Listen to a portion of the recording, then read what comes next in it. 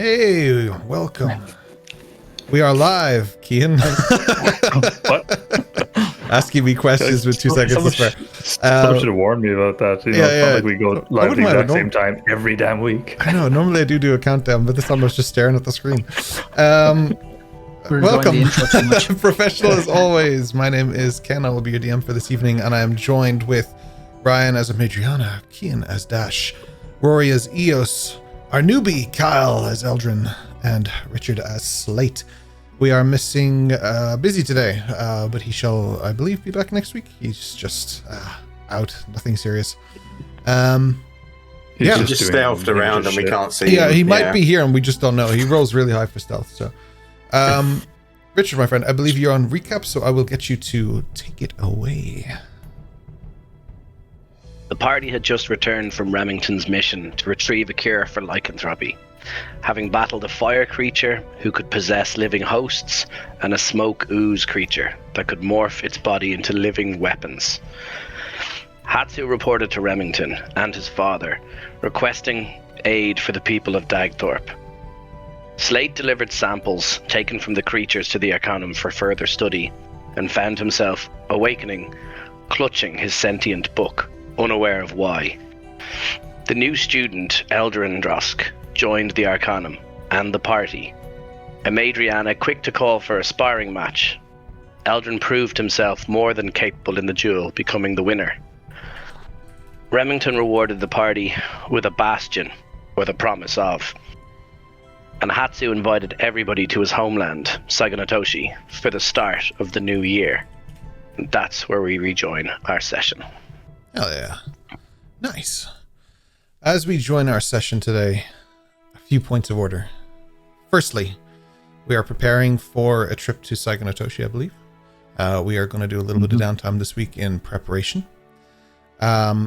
Secondly, you all have inspiration, should you need it.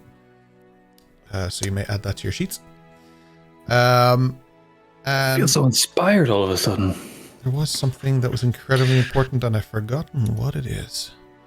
So we will find out later whatever that was, probably 10 minutes after the session ends. All right. Dash is getting a -2 to Dex. Second inspiration? Oh, yeah. So from there, what we'll do then is... Second inspiration, yeah. What we'll do is jump in... He knows about second inspiration, Pip. Whoever wants to take it away, you may. We will be doing our downtime piece. So I believe you guys want a week before you leave, right? I think that was the agreement, yeah. It's about 2 weeks till the New Year cycle, so yeah. I see chat is calling for TPK as the thing that I forgot. I accept that, so we'll see how it goes. Wait, what? What? And with that, I will jump in and I will ask you guys, what do you want to do? I have a hankering for the smell of books. Hankering for the smell of books. Dash can read? The basic level. Yeah. Look, the pictures help. You may have a hankering for books, but I yearn for the library. Why? I enjoy reading. I used to read a lot when I was working with my mother. Oh, what did your mother do? Various things. I was too young to understand. All I know is I helped. But you knew she liked books. Surely you must know something as to what the books were related to.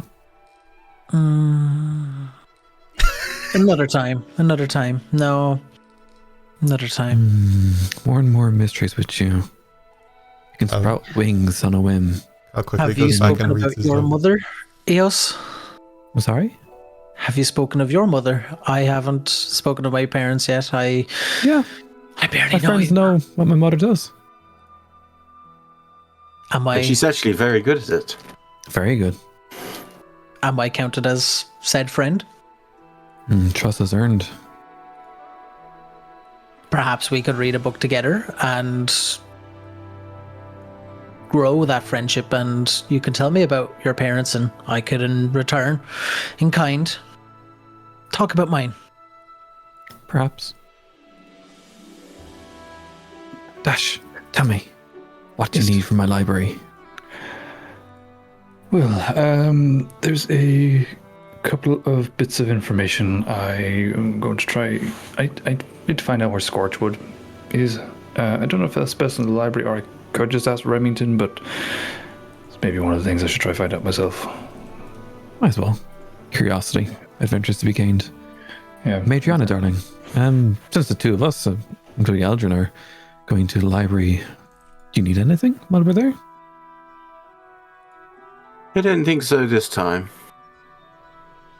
I think this time I'm going to brush up on my physical skills. If you need me, though, you know where to find me. As always. Excellent. Slate, will you join us? Shall I prepare a kettle? Why not? I've nothing better to do. Excellent. Off to the library we go, apparently. Peppermint? Perhaps. Okay. Do you think while we're there, would it be worth trying to find references to your friend Valthros? That name. Wait, I thought you liked him. It's a love-hate relationship with that book. I love what it can do, but I hate what it does to me. Interesting. But might be worth looking for references so you kind of know what you're dealing with. That's a very good point, actually. My first aim with the library this evening will be to find out more about a author. His name was Eldon Faraway. I hope his knowledge is not too far away from me. Was that a pun, Eos? What's the pun? Someone in the back of the library just yells, "Burn the witch!" Where's the land? A pun is a play on words, effectively. Oh, like a limerick. What's a limerick? County. As a place, apparently. Some guy just said it as he was walking by. Don't worry about it. So, for those of you who are watching the stream or listening to the podcast, there's something that goes on behind the scenes, typically in our games. And I've created one here, which is, it's like a roll table that rolls items into a specific sheet, and then the characters can look at it as they're going. Now, for the purposes of the stream, we won't pull too much attention to it, but they will reference whatever books they take from this, but there is an active thing in the game that has a list for them that the players can see that just shows a list of random books that they can choose from or whatever they want, and then they have to read them in-game during moments of downtime, and then I unlock the contents of said book for the players. And then they can read it and share that information as they see fit. It's just an active way of learning, but it's not the most immersive thing for stream, so we will breeze past that slightly. The characters will play and talk and do their normal stuff, but just be aware that if they start referring to books they picked up from the library, that's where it's coming from.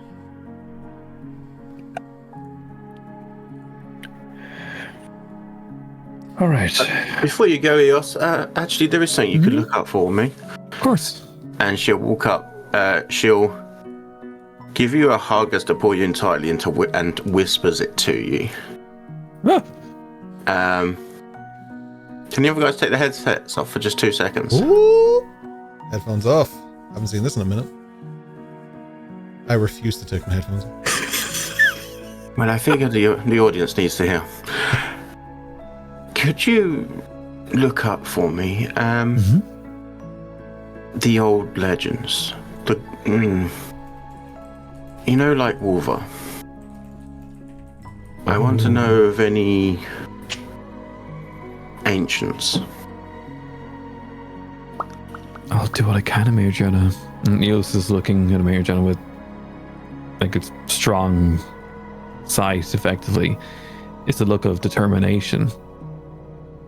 I'll find what I can. I'll see what I can do. Some of the information is restricted, but why not? Obviously, don't get yourself in trouble. I don't want that, but it's no trouble. Just if you can find out about some and maybe what they were like, I'd be interested. She squeezes Amirjana's forearm. Anything for you? Alright, go on. Run off with your friends and I'll see you later. Have a good time. See you.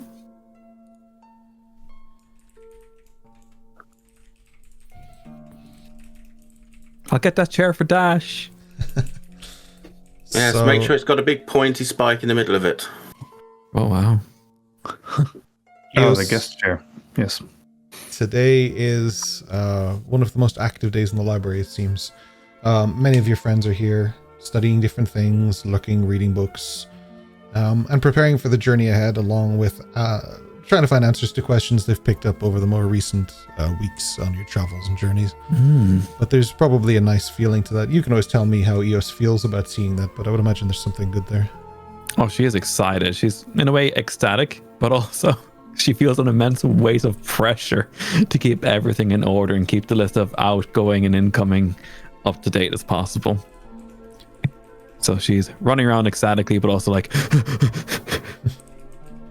Absolutely. But no, the tea's flowing.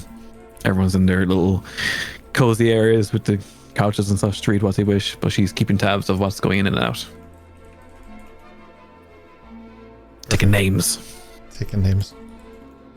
Absolutely. So, I mean, whatever books go out, go through Eos anyway, but I think it posts such a chat. I'm not sure. Should do. Hopefully it does. We can test it when somebody takes something out, but for now, you guys are free to look. I'll start with one of you. One of you can come forward and just tell me what it is more specifically that you're looking for. Maybe I can even help a little bit here. Or none of you can, whichever. I do know what I'm looking for, but I'm not seeing library. It didn't pop up for you, no? No, I got nothing. But I also got no music or anything, so I think you might need to refresh. I have done frequently over the last 5 minutes trying to get the music live. Someone else confirmed to me, has the library popped up for any of you? It's up there, yeah. Cool. So it's a me thing, so it's a you thing. Please pass that for the moment. Wow. Madriana runs to the library based on that response. There's a book there that Ryan wants to read. Not necessarily a Madriana. There's a book there that Ryan wants to read. Madriana can I'm always sure Rabbit wander knows down. exactly which one it is. There's a few there I think you might want to read if you read the titles. I think there's a few there for you. You're welcome to go to the library at some point as well, Madriana, if you want to. You can always, like when you're done training, you can say that you went down and just want to see the group, because there is probably stuff there that's interesting to all of you. And this is the first time that we've kind of opened that to the people within the session. So, Dash, having vocalized only moments ago, looking for the location of Scorchwood to Eos just before going to the library, while thumbing through the spines, I'm just going to pull out a book, and there's one here that says Book Scorchwood, The Island of Shadows, and just be like, here, and just throw it towards Dash. I don't know if that's what you're looking for, and just throw it to him, and then just going to keep thumbing through the spines myself. Currently, what catches my eye is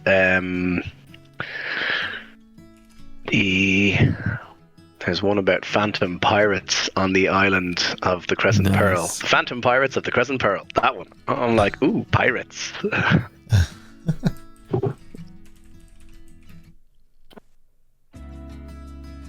Let me just hit take on that. Does that help? I believe you can just take it. There's so actually this is probably important for the stream to know too. Every book that's there is there once, and people can add to it, take from it, but they won't get another copy of it. So it's always important that if you take a book, be aware of it. The way it works, just for stream as well and for posterity while they're browsing a little bit, there's a table that they can take from, but this applies to almost everything. So usually we have that with like shops and stuff too, so it might populate like daggers and axes and stuff in the blacksmith or whatever, or armor and things like that. And we have a custom one built for each town. So for example, for Busy and Saigo and Toshi, for Hatsu, they might have different types of things than you would find in Palperoth, where Dash is from. So, but yeah, we can talk more about that always in the post show or something. Anyway, for the moment, we shall carry on with our pseudo shopping session. So whilst keeping tabs and such, Eos will toddle over to Dash, holding the 2 books in her arms she wants. Dash, how are we doing? Quite well, I believe. Slate very kindly threw me this book on Scorchwood, which Dash just has a bruise on the back of his head where he hit him with it. Couldn't have asked for a better starting point to try and find location. How are you doing? Very good point, actually. I don't even know where that place is. Do you remember when we were coming back from Hartwell? We went past that place that Adriana's bird went to. Did we ever find out anything about that Omegaverse base in the mountain?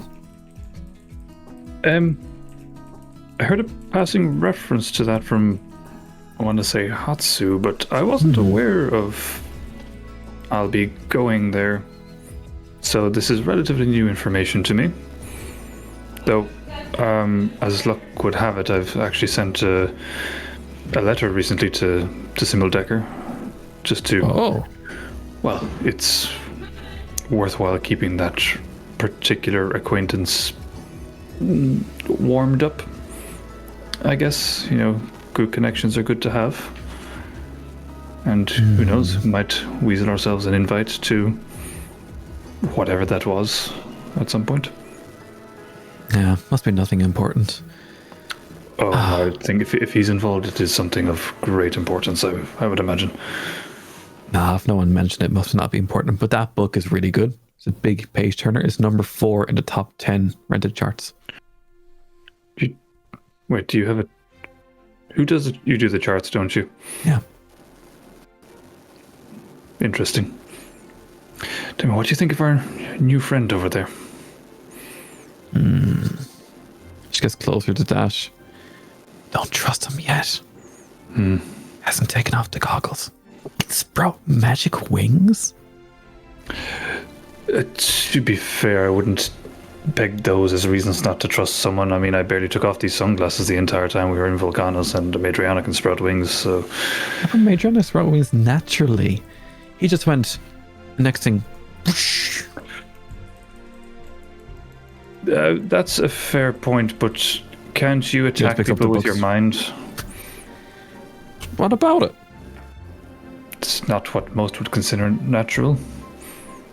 It's natural to me. Precisely. His wings would be natural to him. You do make good points sometimes. It happens. But anyway, I was considering inviting our new friend to my quarters later just to get to know him a little bit better. You're welcome to join, if he accepts, of course. Oh, that'd be great. I think I might rejig the thing to have a little tea station next to the table with the wine. Hey, as long as I can stare at the origami in the ceiling, I'm happy. Oh, absolutely. Did you notice the little ethereal blue glow from the Albi lookalike? No, but I'll definitely check that out. No, have a look. That was Lissa's doing. Huh. How's she since we got back? She doesn't know how to relax. Having this amount of downtime doesn't suit her well. I think she's... Keep an eye on your pockets. She might be getting itchy fingers. I don't have pockets. Don't worry about it. Oh, yes. I must... Whenever we go to Balbrot, I must get my mother to make you some pockets. I'm bringing that woman of flowers if I meet her. Anywho, I gotta check on the others. Catch you in a bit. Okay. She's just like... You've never seen her more in her element. Yeah, did she skip? Yeah, I think I fixed my thing so I can hear music again. So yeah, I'll take that book from Slate and I'll check that out. Okay. And then from there, what are the rest? So Eldrin, I'll go to you. I haven't heard from you at all. What are you up to, friend? Yeah. So looking through, nothing's piquing my interest. And then out of the corner of my eye, I see a book by the title of Tempestus, the Father of Creation and Stars. Mm-hmm. I wonder why. feel that could be interesting, and I take it. Okay. And I look around to see Eos, trying to get her attention. And I hold up the book, and I'm like, "Can I take this? Is this okay?" What have you got there, Aldrin? I show her the book. What's his name? It's Tempestus. Ooh, one of the gods, supposedly. Okay. Do you know he's a mighty warrior? A little bit. What makes you interested in this one? When you said about parents, I didn't want to get into it too much. There's so many people around. I don't want to. If you don't want to talk about that, that's okay. No, I don't want to have an audience while explaining, because social gatherings are not always my best. But one-on-one, I'm quite good. But my mother was a well-known historian. What? In Brixunder, yeah. Brixunder. And herbs.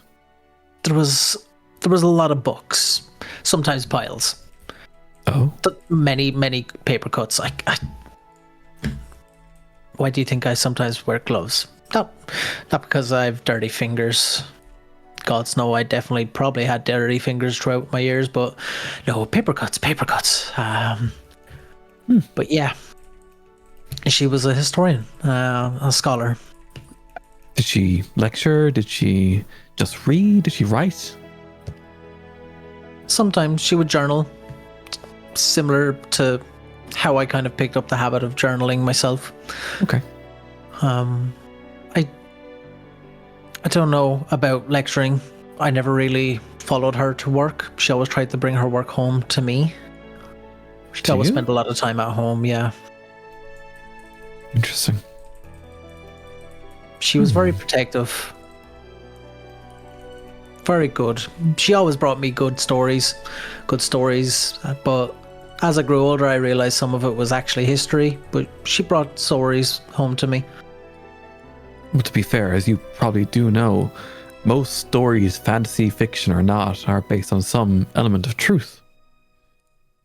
There has to be inspiration behind a story to make it what it is. There has to be some root of truth behind it. Even though it may be the most fantastical, craziest adventure across the verse, perhaps, there's something in there. It could be a man on a sailboat stuck in the ocean, but there is something to it. Some grain of sand that brings it back to home. What I always found, as much as it was something of truth, it was always feelings. It was always emotion. Always these stories felt like they stemmed from emotion, some type of dream, something that somebody wanted. You know, someone's dream was to adventure off somewhere wild and wonderful, set sail on a boat, perhaps never ever seen a boat, only from illustrations. Yeah, that's right. You said you didn't come on a boat like the rest of us. Perhaps it's foggy. I fell, and it's not all quite clear. Yeah. You okay? Do you want to sit down? No, I'm fine. It's been days now, but I fell. I was. If you're dazed, you should really sit down, Eldrin. No, I'm not. Also, you guys are speaking pretty loud for a library. EOS, I expected better of you. I'm sorry. I'm not used to other people in here. His name is Dash Hideman, correct? Listen, Dash. You should dash and then Hideman, please. I need to speak in private. You're so rude. You barely know the man. Yes, the greatest warrior known. I was just coming to give you an invite to tea and or wine later in my quarters. I think Eos was considering coming too, but that was a bit rude, Eldrin. I'm sorry. This is all. It's okay. So much. Take a breath. The invite stands, and I'll see you over there later. Eos, I got what I need. I'm going to head out, and I might see you both there later. Absolutely, Dash. Can't wait. I am. Thank you. So sorry, Dash. We'll discuss it later. It's fine. Eos. my social cues thought he's witty, so reply with something witty and he would respect me. Am I wrong? What is wit? We will read together, I'm sure, and we will I don't like reading with other people. Why would you assume this? Together, you don't. It is so fun. No. I used to listen to my mother. I like to read to escape. But imagine. I'm gonna be sitting next to you, hearing you rustle and cough or fart if you dare. No. It's just sometimes if the cold weather hits, it's a sniffle. But other than that, it's fine. I don't know, Jim. Try anything once, just once. No, imagine I tried the book twice. It was no. Maybe sometime. I'm sure our friendship will prosper, and someday you could perhaps even read to me. You won't even know I'm there. I won't lie. This is a bit awkward. So come to the desk when you want to check out your books. Return them within 10 days or I'll find you. And she walks off.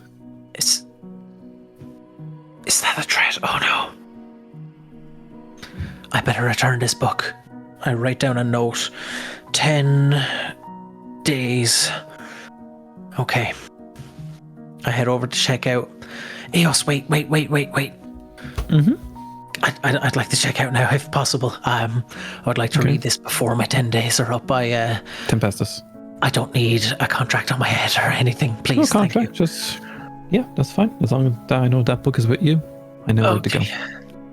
Oh God, that seems threatening. And okay, thank you. A word of advice, Eldrin. Yeah. 2 breaths at a time, then speak. Okay. I'm just gonna walk past the desk and hold up the pirate book and just be like this and just walk out with it. Slate, what an excellent read. Enjoy, my friend. I turn and I'm like, does he get the warning too?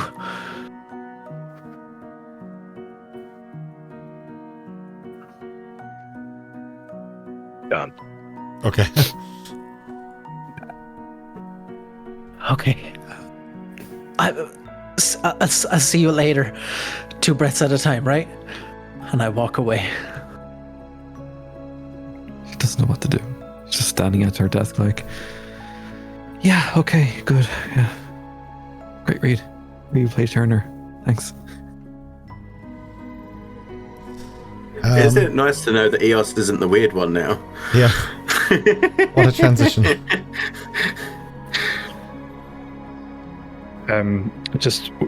I've been kind of exit the library and just kind of sit there or stand in the hall waiting for Slate to leave, and just kind of fall in step next to him.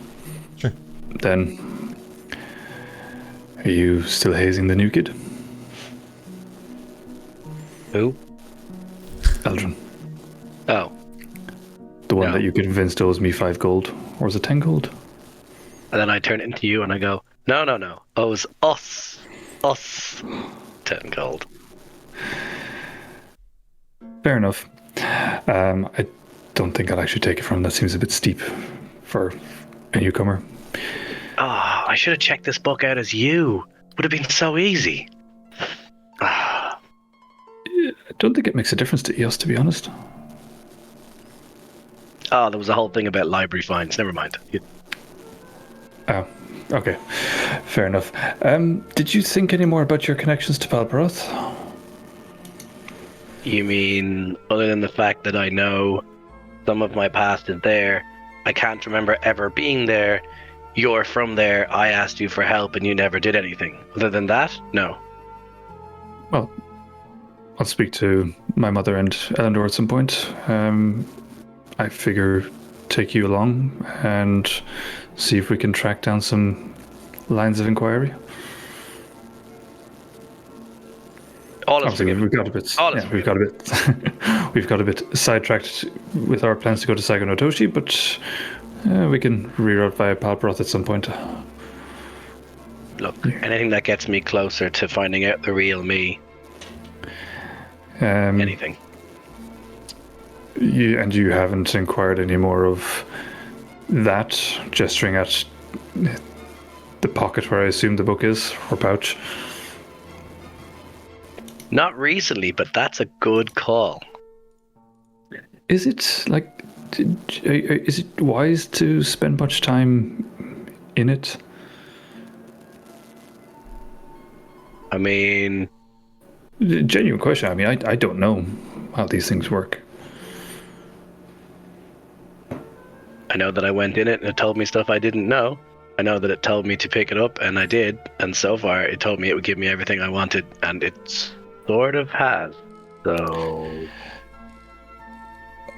this sounds very close to like a warning story I would have heard as a child. You mean like all of your dreams? No, if a strange man offers you sweet treats, don't say yes and run away. It's a book, not a man. There's clearly a man in the book. And the sweet treats in this case is, tidbits of information.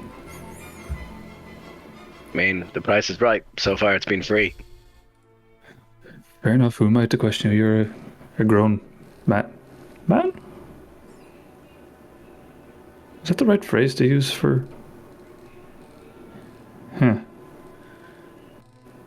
I can be whatever you want me to be. Let's not go down that road. No. I turn into Lissa. Why? Would it be weird? It would be incredibly weird, yes. Oh, I probably shouldn't do that again when we're camping then. I just walk away. I'm going to have some wine.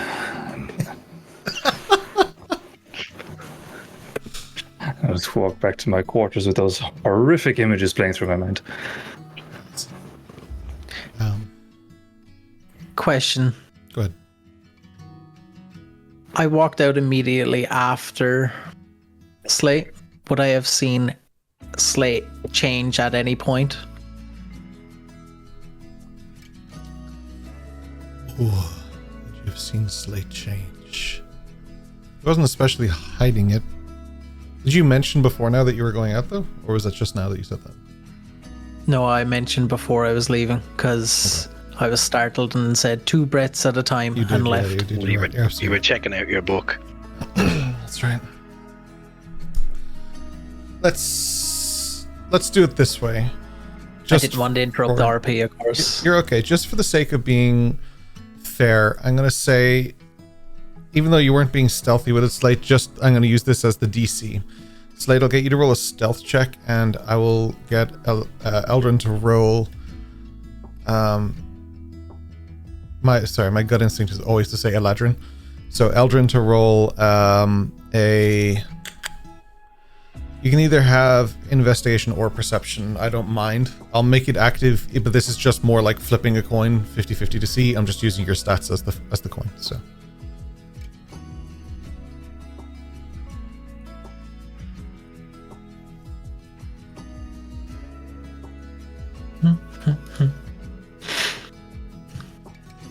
I see neither roll, so I have no idea. I got a 14, he got an 8. 14 and 8, okay. Then no, I will say that you do not. Perfect. Lissa looked good from behind, that's all you knew. Wait, what you said about Dash's girlfriend? I see nothing. I love the idea as well that, like, Slate, when he goes as like Alyssa or someone, he just gives it like a slightly bigger ass or like something like that. Yeah. Like somebody's gotten a balloon and just went. Yeah. It's like, this is what you could have. Have you ever noticed that Dash's hands are really hairy? Oh God, he's Robin Williams. Yeah, when he goes to dash, he like de-accentuates the features. Like he makes them worse. Some of the things. Like a character. Fingers with hair on. Yeah. Like, do you know when they do character art of you and they pick on the one flaw that you hate about yourself? Like you do that to him every time. Mm-hmm. Yeah. Like those crazy puppets from the Genesis music videos from the 80s. Yeah. 100%.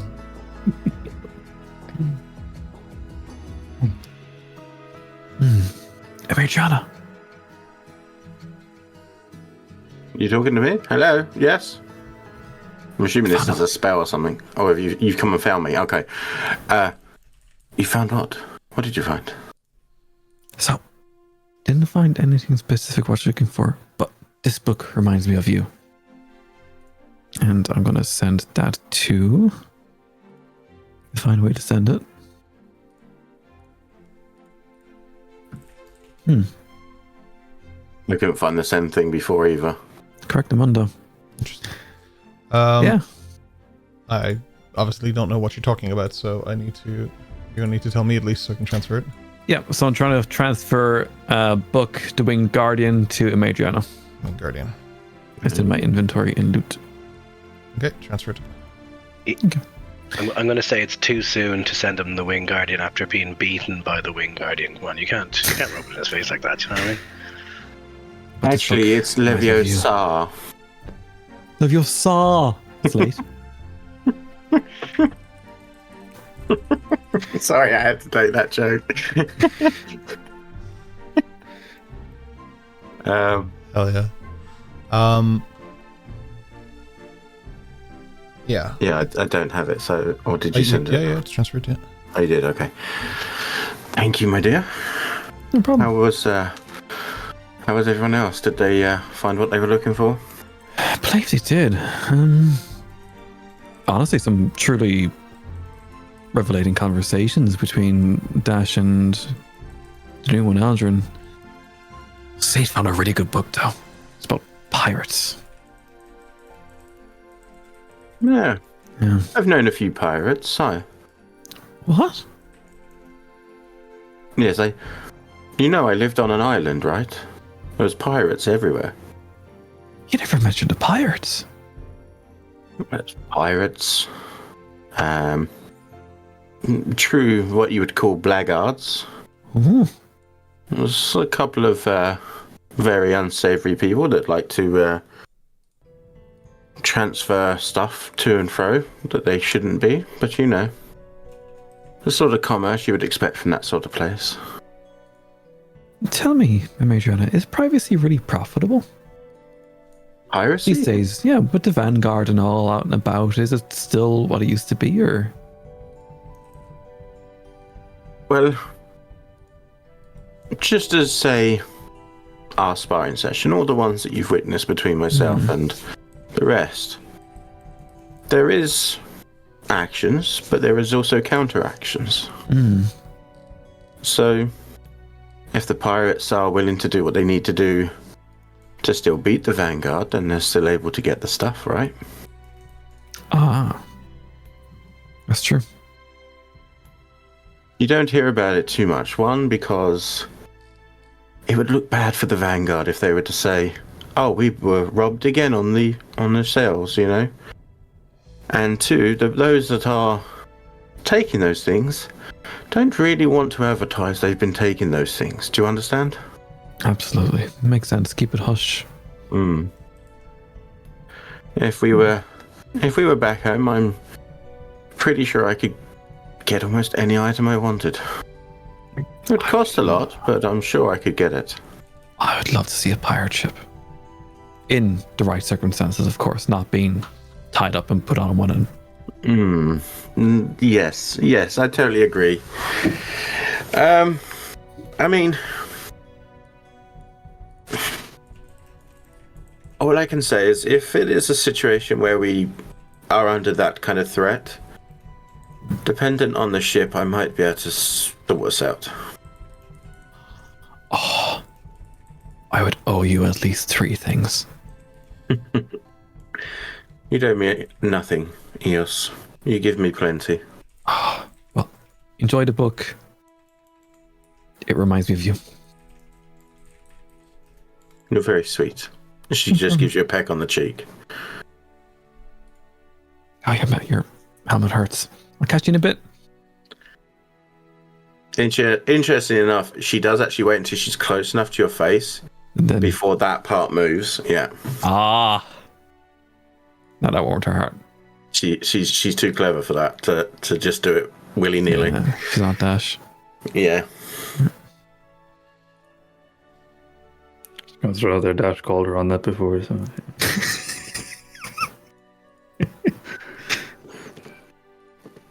But I'm not there. It doesn't matter. Yeah. Is there anything else anyone wants to especially do at the end? Because we wrapped up this kind of day. But... For me, the night before, when we first arrived, I did a number of things, and one of them was I slipped a note under Chance's door. So I'd like to just walk by that area to see if he's in his office, classroom, whatever it is. And all I'm doing is checking where he would regularly be. And all I'm looking to do is to effectively make eye contact and give him the nod, like to see if he, registers anything so I can tell if he's got it or not. He's not there at the moment when you go past, and the door is closed, so you don't have any confirmation, but you definitely did slide it in. Yeah, perfect. So I don't hear anybody inside, and I don't hear anybody, so I presume he's not there. So I just, walk by one or two of the classrooms. I don't find him there. Just trying to see if I could see him, and then I just make my way back, probably towards my room to, for the first time in a long time, settle into a good book that isn't alive. Nice. Speaking of the other book, no, I'm just kidding. Yeah, no, absolutely. Yeah, that's absolutely fine. It's a night of page turning as the group tries to find information, be it through story or be it through like factual book, fact or fiction, one or the other. It's a nice night where everybody has something to do. Tea. Mr. Dobbs. Tea, yes. Tea, perhaps, with go ahead. Dash. Eos just flips the kettle off the table, just freaks the fuck out. Fine. She gets a message in her head from a Majorana saying, I've got the kettle ready if you want to come over. Eos will be heading over with just her book and nothing else. Nice. And we're going to essentially have a tea and reading session. We're going to be reading separate, but still with enough company. Nice. That like silent comfort. Yeah. Yeah. I don't need to talk to you. You don't need to talk to me. We can just sit here and read and enjoy. Facto. In the back of Aldrin's mind, like, something's pissing me off. I don't know what it is. Yeah. He's like, reading together, not reading together. I suggested this. It must be a friend thing. Oh. Just to confirm, you didn't hear because it was in her head. That's also true. It's in my head. I'm paranoid. That's also fair. But yes, I would like to go to Dash's room. Odd as it may seem, but eager for friendship and to bond with the gang. Remington has told me to get to know everyone and let them get to know me, so I go to Dash's room. I'd like to knock on the door.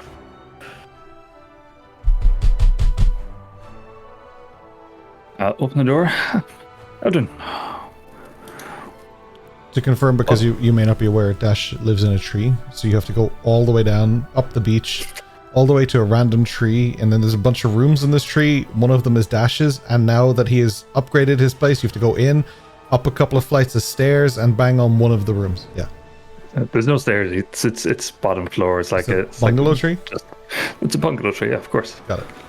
Regardless, They're just so out I'm of out style. of breath, knocking the door, slightly hunched over, and just muttering to myself, 2 breaths at a time. You count Knock, your knock, knock. This door opens immediately. You count your breaths? Eos told me. Yeah. New thing. Friendship building. Interesting. Okay, well, welcome. Come on in. Would you like a glass of wine or a cup of tea? You now see that there's like a slightly adjusted tea station a la tea, please. EOS inspired. Yes, please. Wonderful. I have peppermint, chamomile. You had me at peppermint. Very good. And I'll fix a cup of peppermint tea. You don't mind if I have a glass of wine myself, do you? It is your home. You may drink what you would like. Wonderful. Please sit. He'll gesture to the low table with the chairs that are comfortable but never quite right. I'm just shimmying into the chair and just holding my mug. Do you have a bigger cup, perhaps? I like a big cup of tea. I mean, you can have multiples of that cup.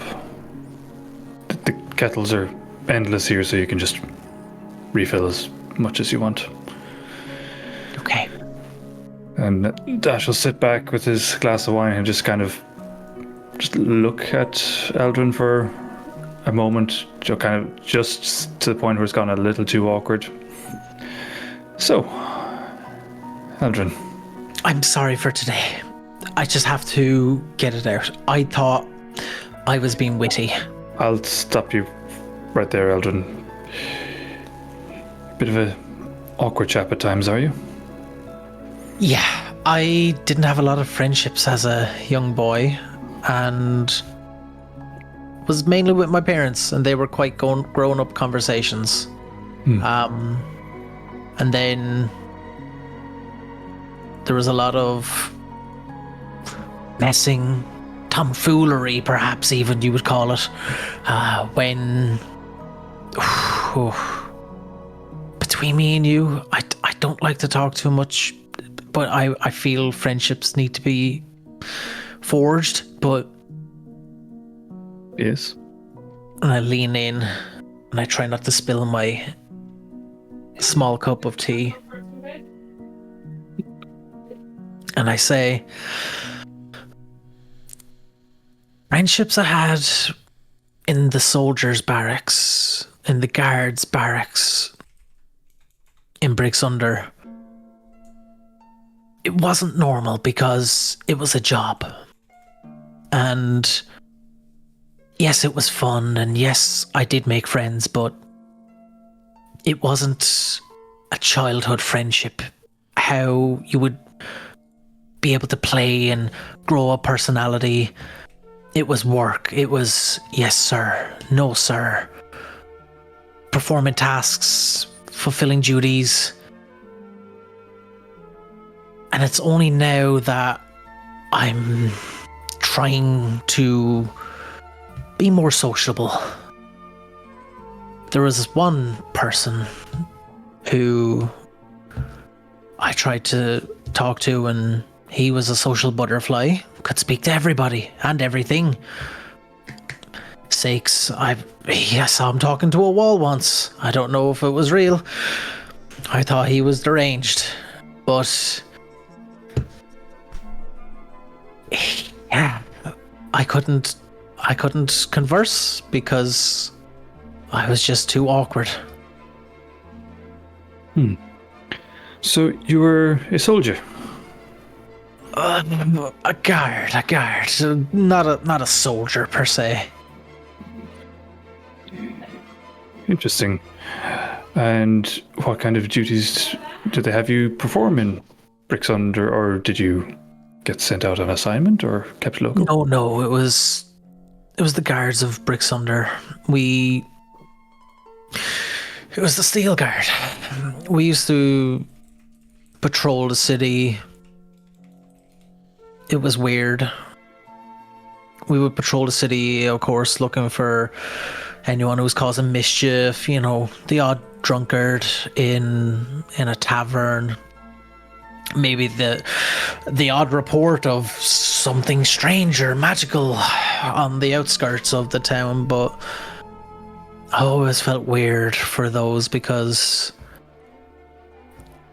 I just felt like they were looking for me, but I was right there with them. You kept your abilities hidden? Or was there anyone there that you trusted? No. Mother and father always said Bricksunder was not a place for this. It was only when I met Remington and when I knew I was truly alone.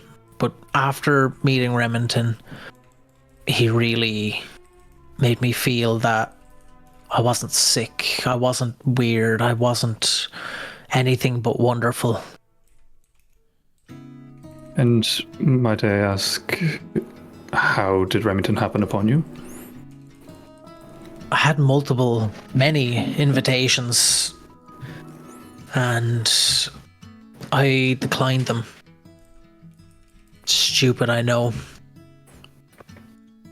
I stole my invitation here, so... I nearly spit out my drink. Excuse me? Yeah. You stole your invitation? You're Yes. not meant to be a student. As it turns out, it was a test. Didn't know it at the time, but we all get here by different means, so don't feel bad for turning down invites.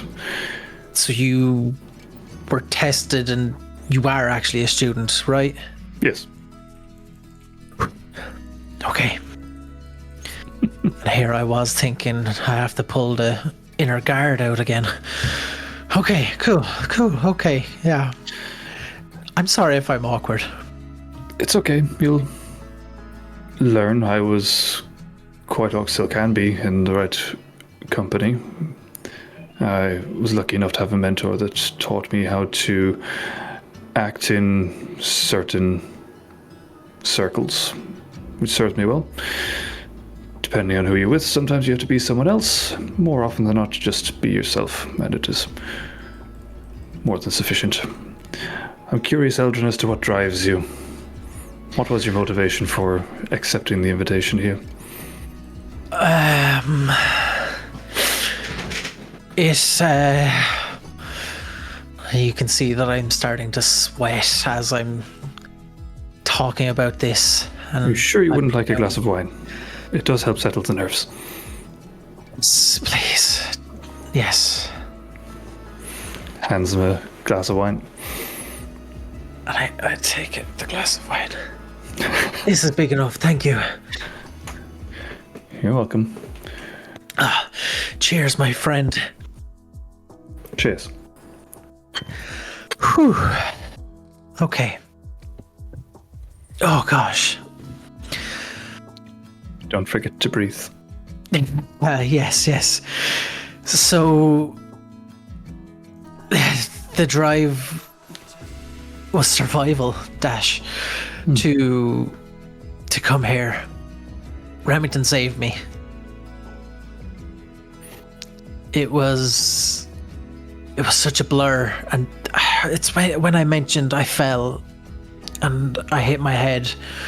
I'm fine. Yes, you said you were dazed. That's not making me awkward, trust me. But Remington happened upon me in a time of need, and he extended the warmest of welcomes, and if anything, I feel like as much as a welcome, it was guidance. He just was insisting that I accept the invitation, and I don't think there was any other choice at that time that I was taking, because I don't think the other outcomes would have been positive. That's the inevitability of the world closing in around you kind of sensation, with only one escape route. It's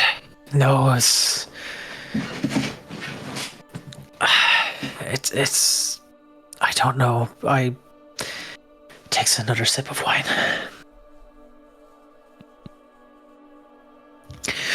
Does wine do anything other than relax the nerves? Loosens the tongue. I hope it doesn't fall out. Metaphorically speaking. Sarcasm.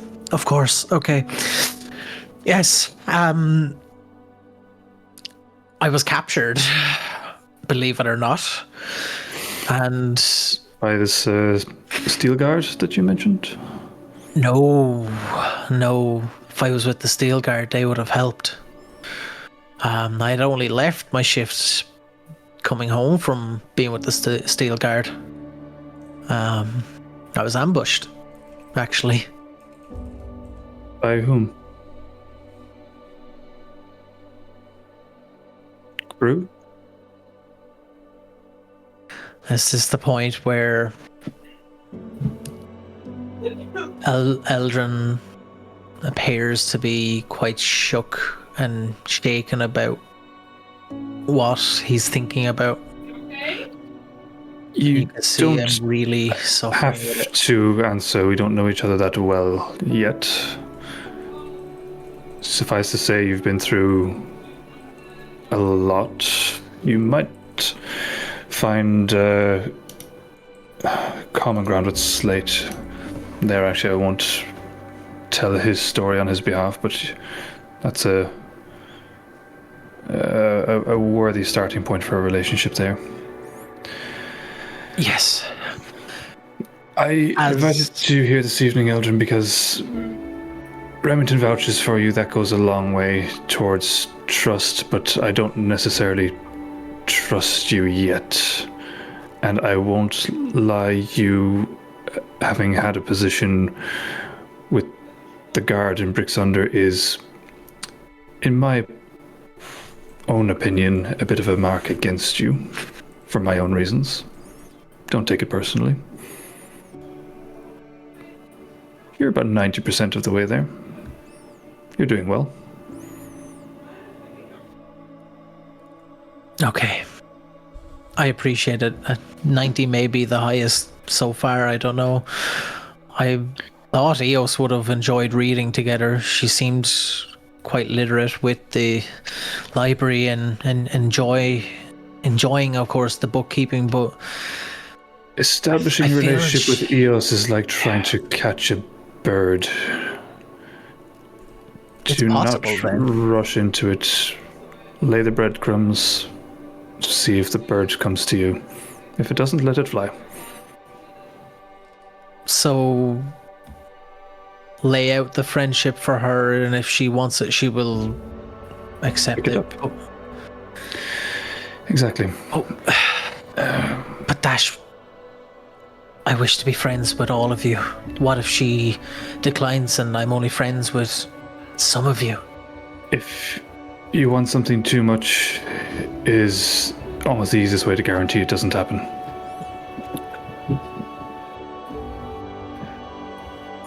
I pitted you for a joker, Dash, and here we are drinking wine, and you seem all wise. I wear many masks at a time. Eldrin, Joker, Fool, mentor to the right people, thief to most. You'll see.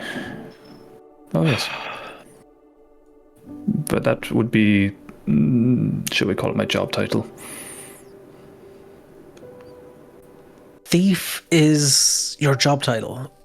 Effectively.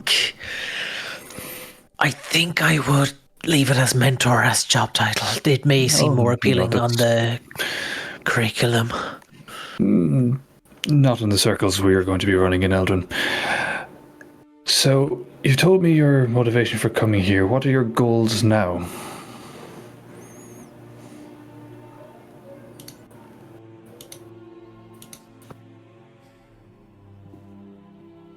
Let's just drink you from the biggest cup in the world, man. Somewhere Sports Direct CEO is going, no, we want that one. We need it.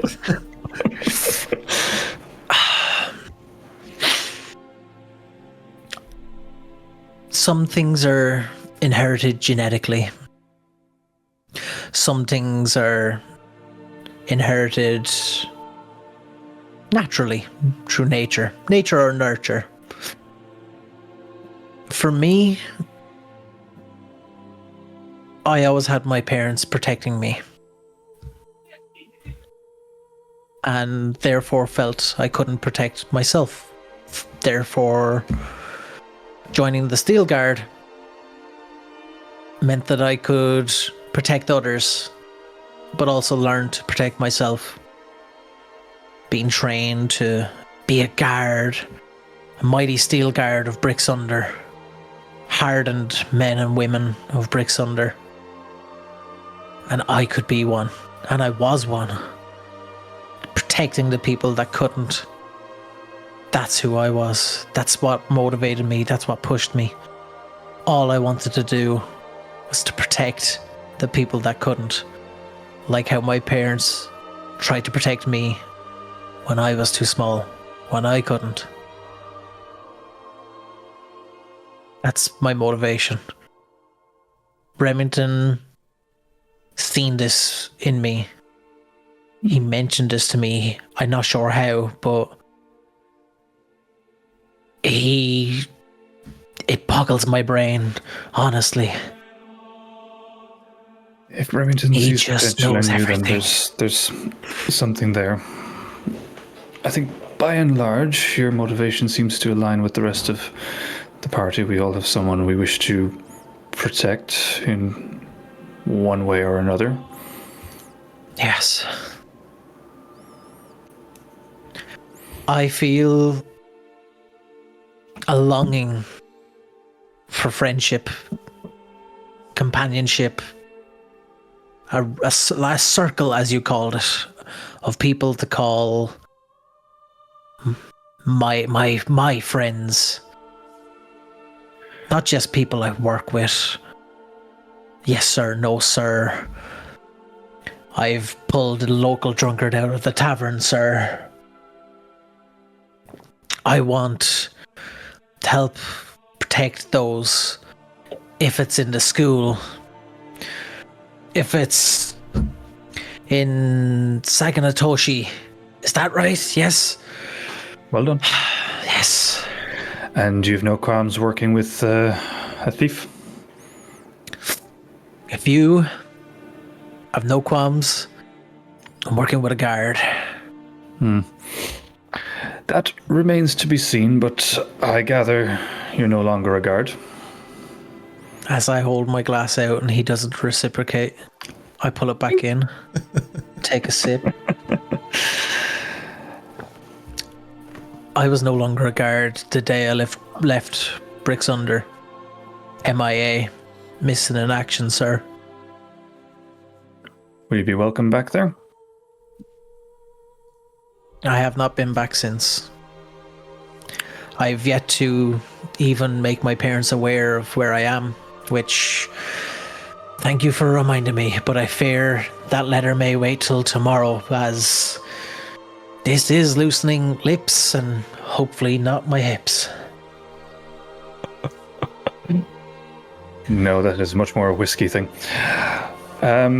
Yes, I would recommend you write, if there is someone in the guard that you can trust to some degree, try to keep the connection, because connections are incredibly useful, especially in the line of work you're now going into.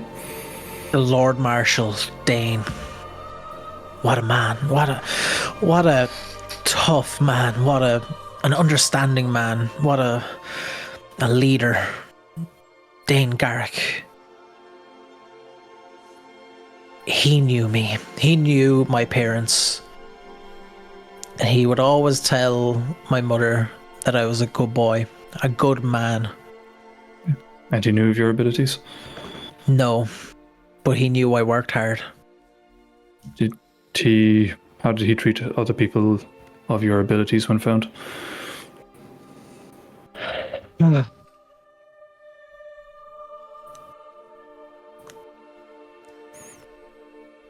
Tell me about you, Dash.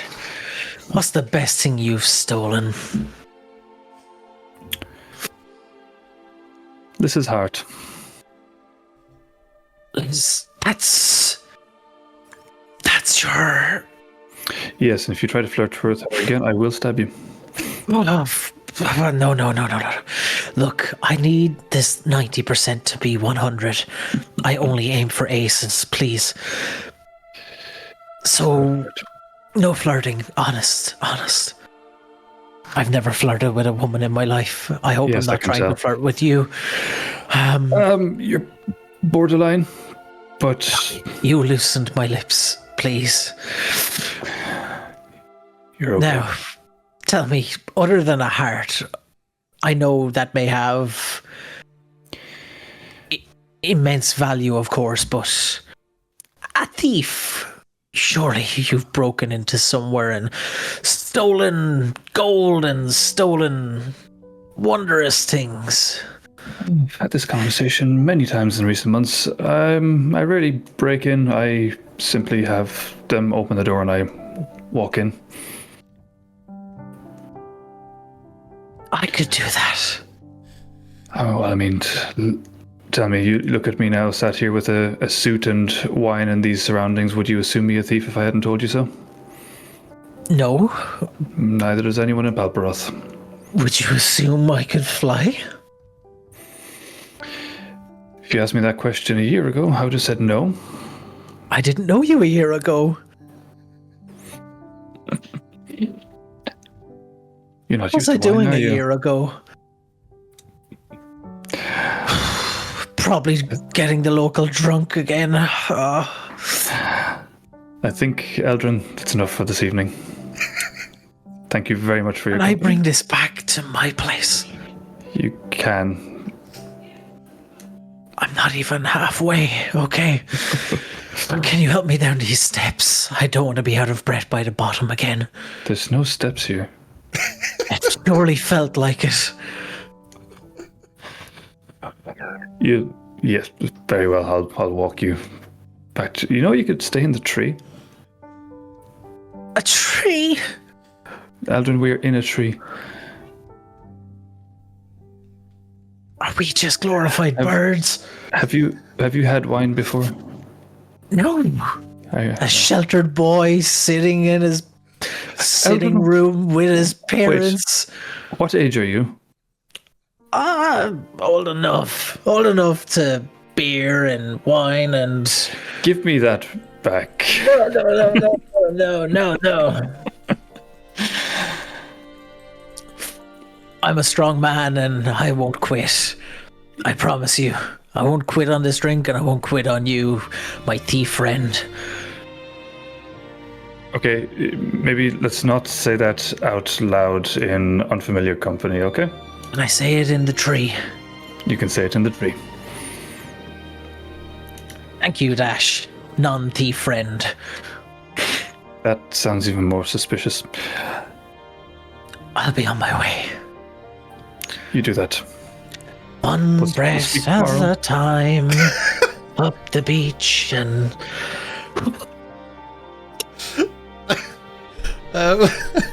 As Eldrin walks out, Lissa walks past them and just kind of like gives him a look as he just sings to himself, unaware that she's even there. She just comes in, she's like, Dash, I hope it's alright, I got your mail for you. And she chucks a box down and some scrolls that are just sitting there.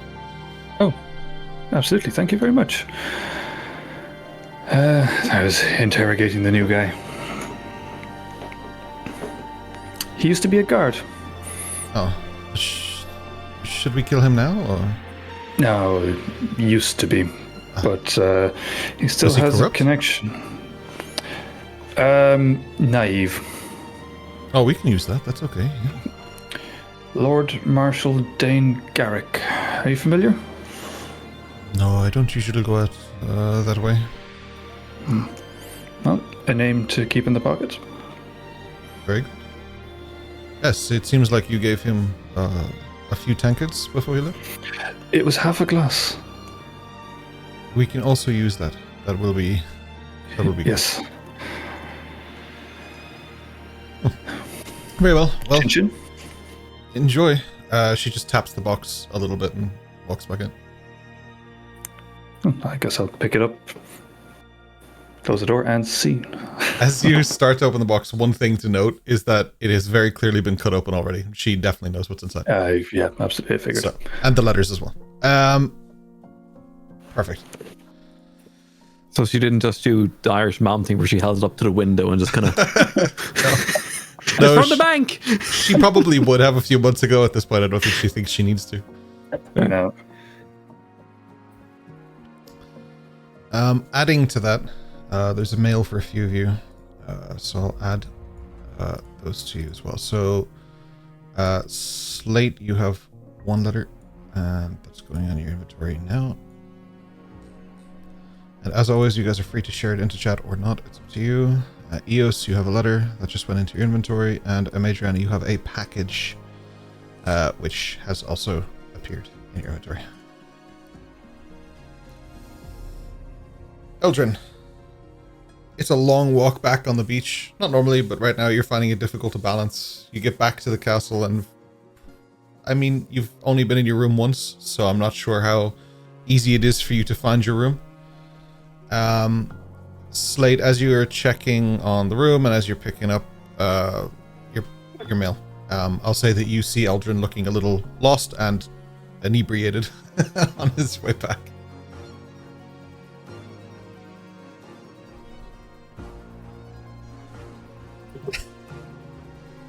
I just pick up my mail, see that he's inebriated, but he's safe.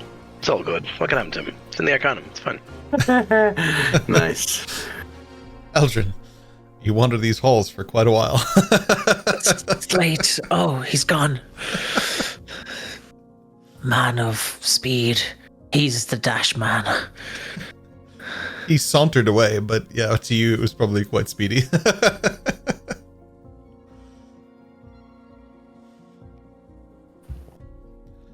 Perfect. I realized the error of my ways by giving mail to the people who weren't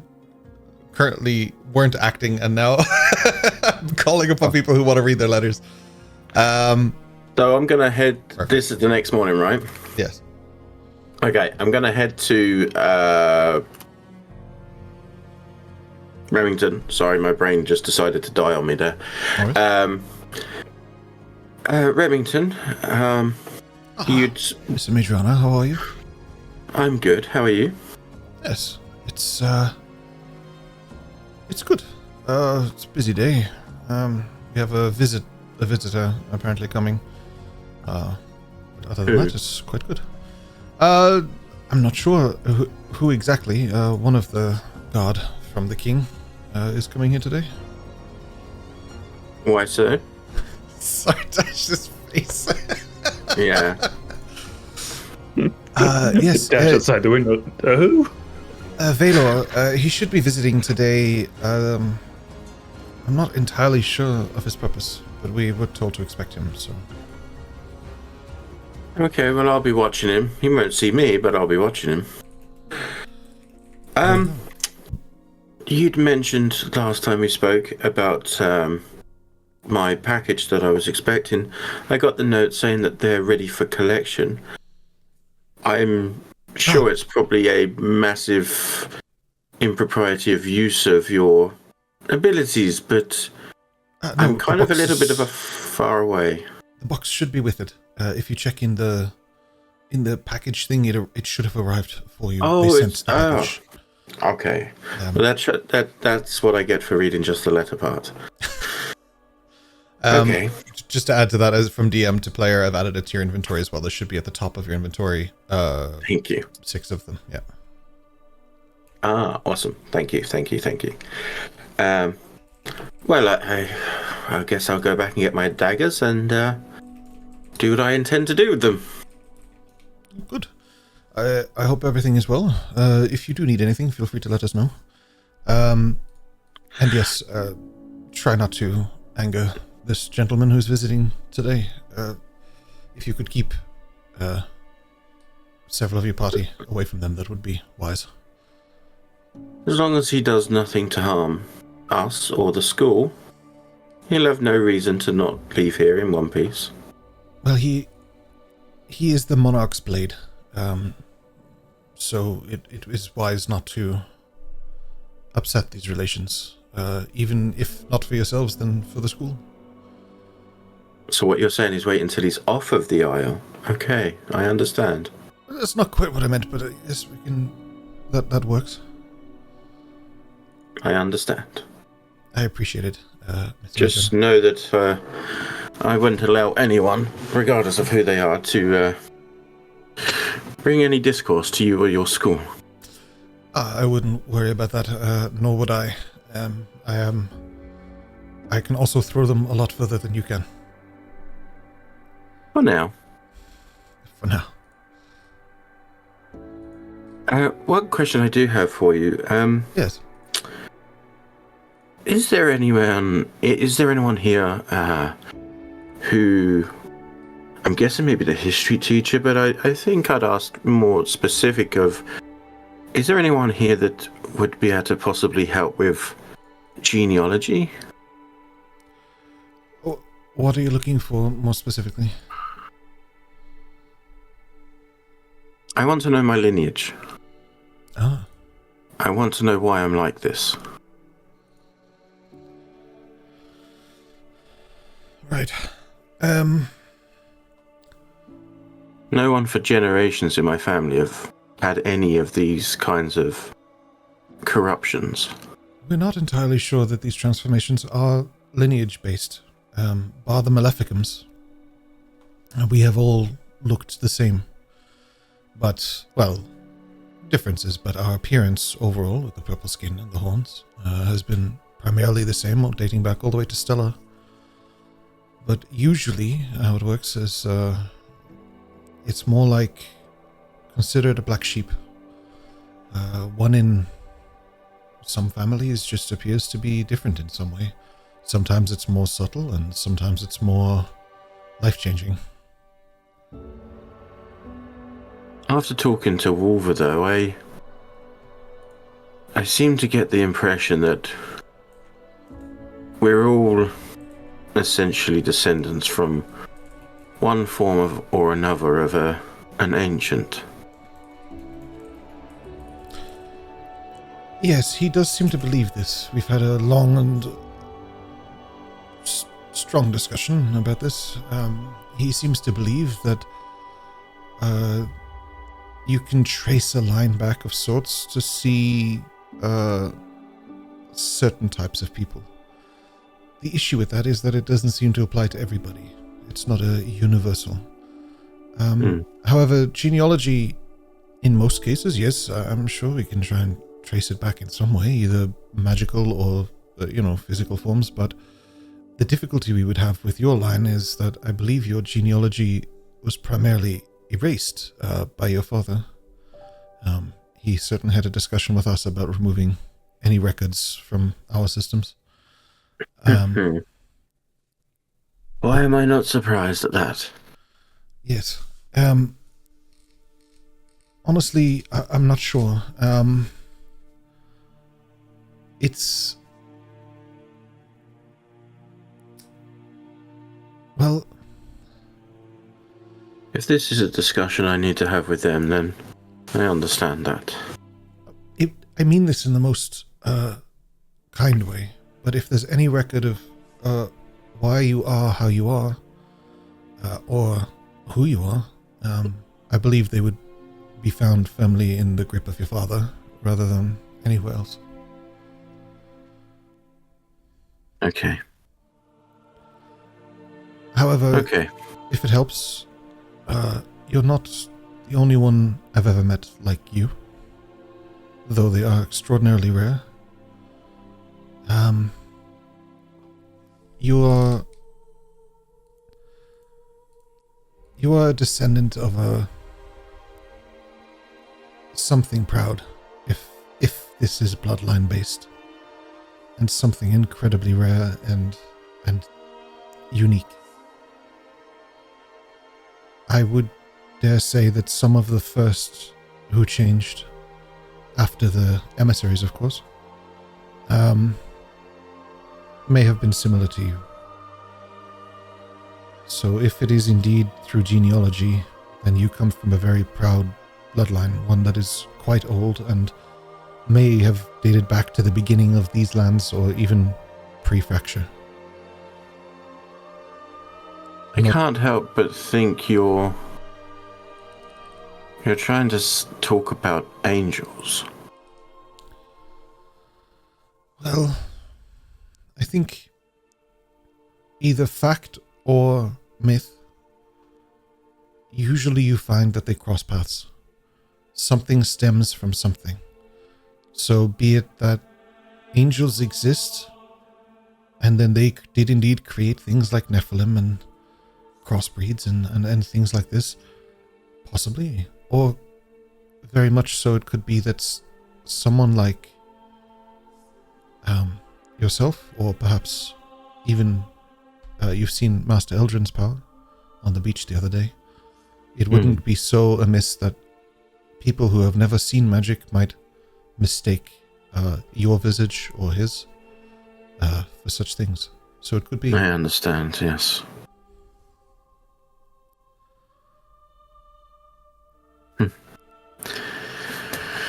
It's funny. You said unique, but all I heard was monster. That's all you hear for now, but I don't see a monster when I look at you or anyone else in this school. The monsters that I see are the people who come knocking on our door. Appropriately timed, of course. There's a knock on the door, and Marcus is there, the new security guard who was hired after the incidents. And he's here. Miss Adriana, if it's okay, I'll have to cut this meeting a little bit short. You do, as ever, what you have to do, Remington, and thank you for your time. And thank you for yours. As he walks off, I am without a doubt sneaking at all the time, and I want to be listening into that whole conversation. Sure. I'll get you to roll stealth for now, yeah. Dice don't fail me now.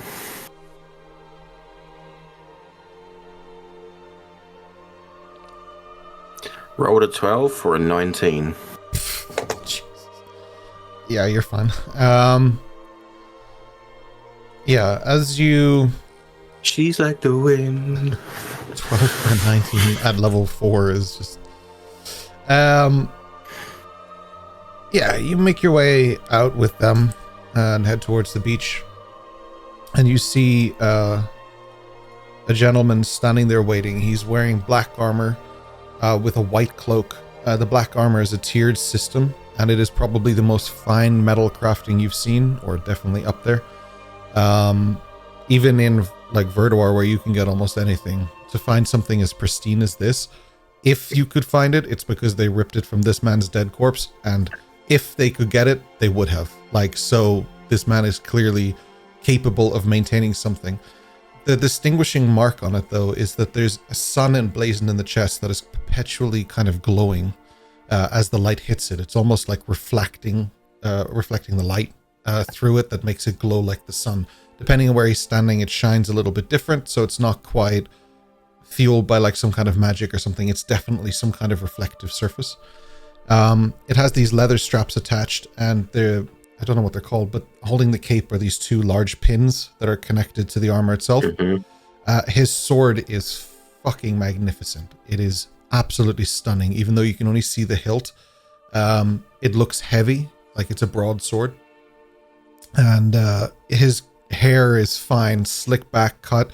He has a little bit of gray to it. His beard is a bit rough, like he's been going for a couple of days and he's been going through this, but he looks like a man who has been clean.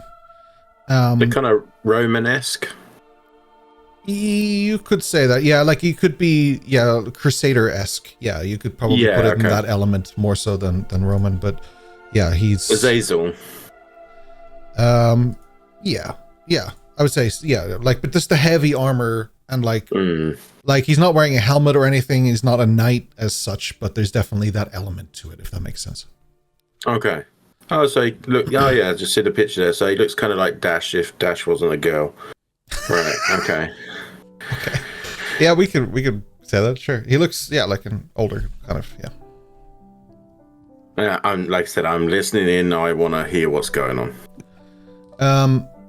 Yeah. So at first they kind of meet up at the gate, at the main entrance. Sorry, the big broad entrance there. That's there. He's just standing there by himself, no guard, no nothing, nobody accompanies him. He's just standing, he's leaning one arm off the hilt of the sword, in a way that would probably offend Hatsu, to be honest. It's not something that is done typically by someone who respects the blade, is trained the way Hatsu is trained, gone through that.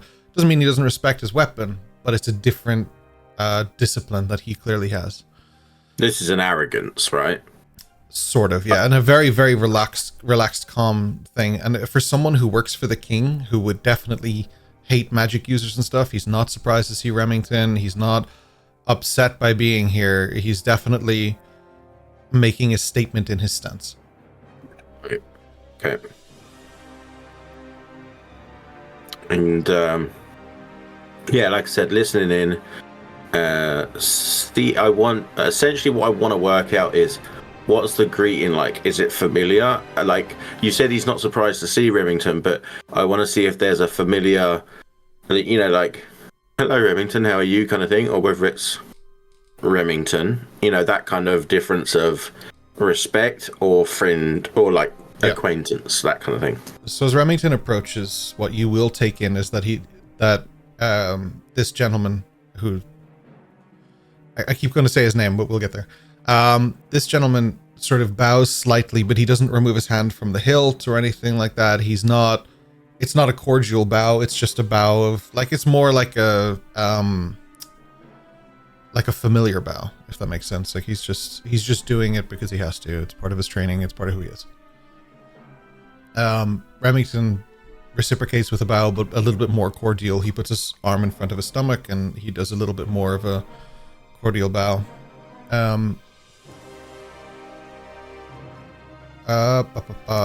me see. Could you give me a perception check? Let's see how much of this you get. You'll get something, but like I just want to gauge how much. Absolutely. So that's a 9 rolled for a 13. However, I want to hear what's being said, so I'm going to use my inspiration. All right, let's go. For sure. That's better. So that's a 12 for a 16. 12 for a 16. Cool. Yeah, so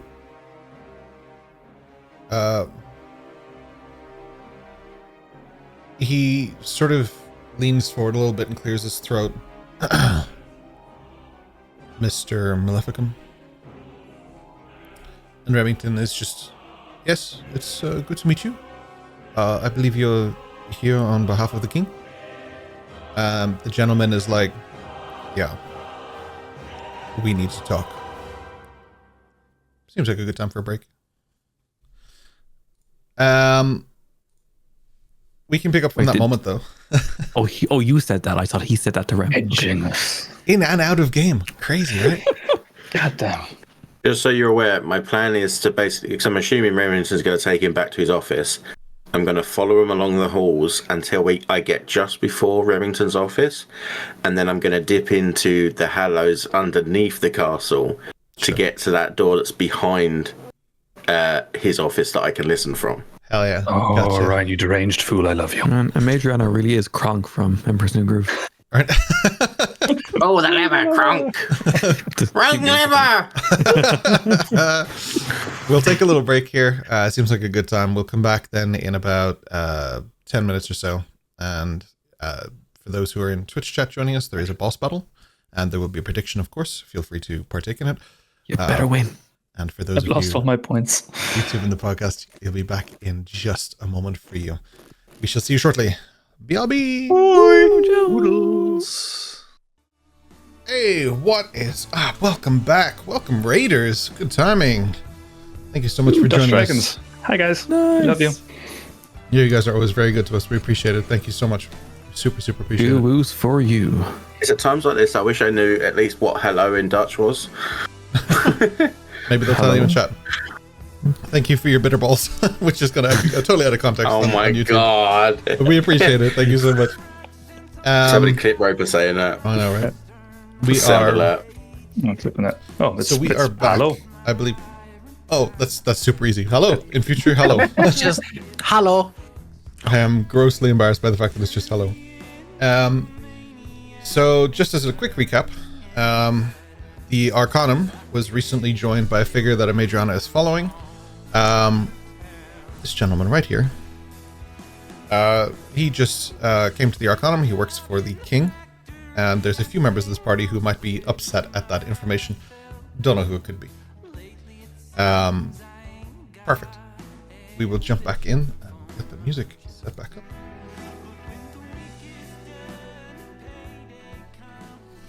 So, welcome back. Let's kick back in where we left off.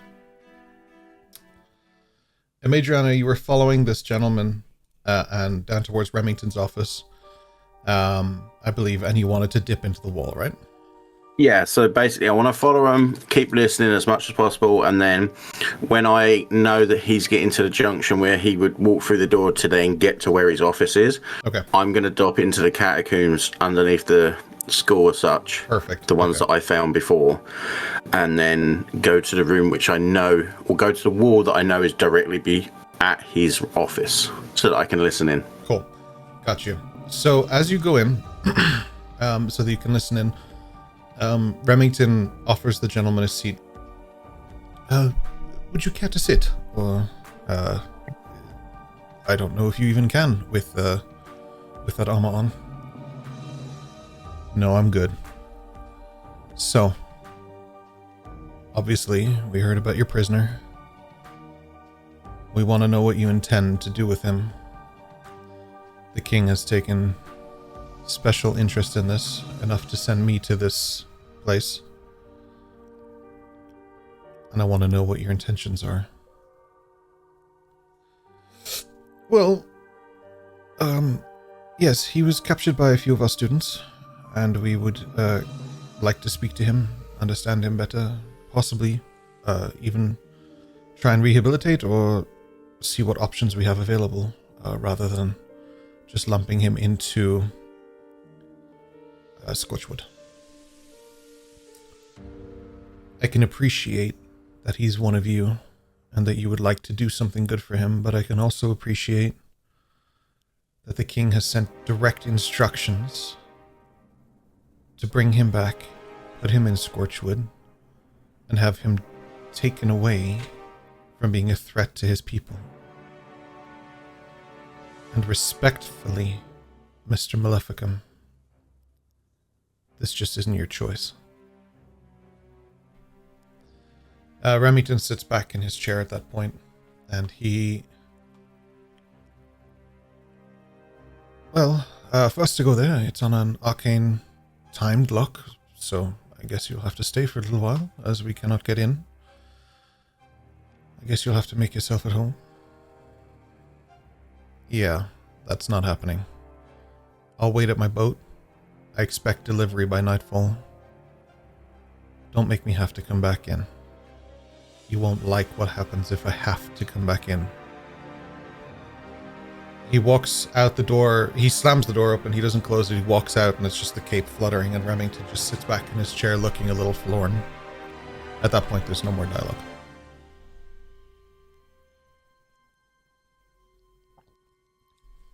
This wall, I know that this is a double wall, right? Because this is how I got into his office before. Mm-hmm.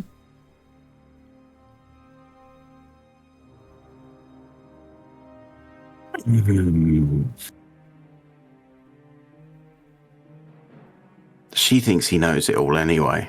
Like, she honestly does believe he knows everything that's going on. She's going to push the wall open and walk through. Without looking over at you. So you heard all that? Can you get me Slate here really quickly? We'll find out what we can. Yes, we can get Slate here rather quickly. And is it really on a time lock, or can you get us there? No, we can go there right now. Let's go. Just, yes, bear with me.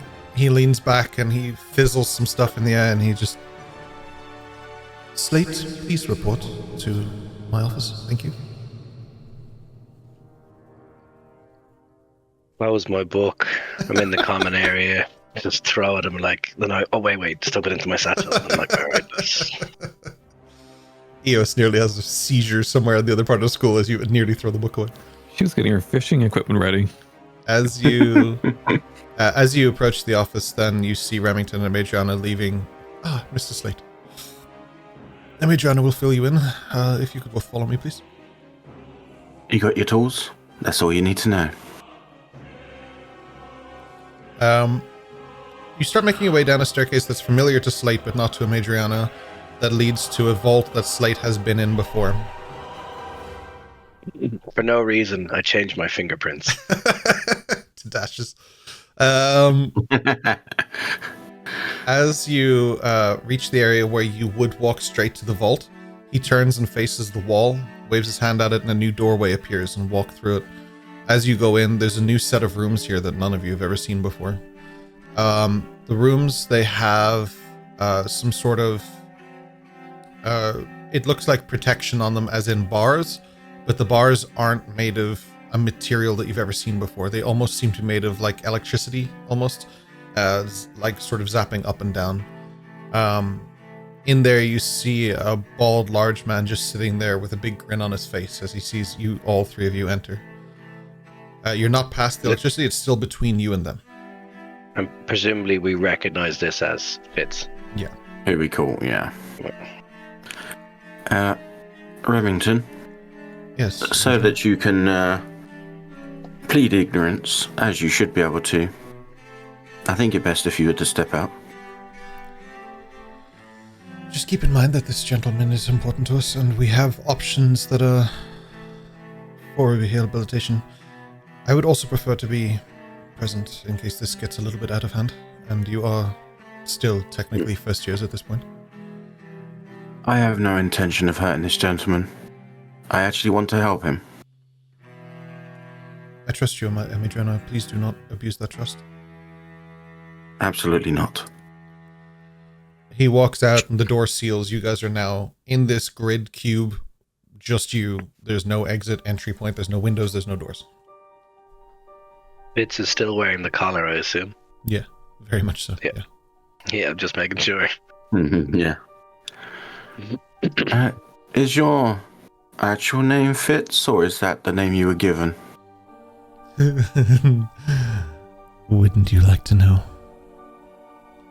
I mean, that's why I asked. He looks a bit perplexed. He's like, right. It might not seem it based on our last confrontation, but we actually do mean to help you. There is a person that's going to be coming in very shortly who's going to take you somewhere, potentially very nasty. Oh, I've seen nasty. I'm not scared of your idle threats. It's not a threat. Again, it's not us. We're trying to help. Where have you seen that's nasty? What is this? So I know not to go there. Good cop, quiet cop? You don't talk?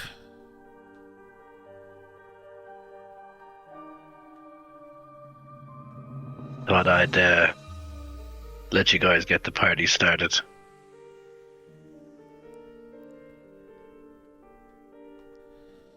He just doesn't respond. Can I remember, because he made it clear to me, or it was made clear to me that he knew me not as Slate and not as Elias. I'm desperately trying to, like when you see somebody on the street and you know them, but you're like, from where? Like, is this from work? Is it a friend? Is it a friend of a friend? You know, I'm trying to figure out, can I remember him? And using my actor's feet, it's really easy to take in all of his detail.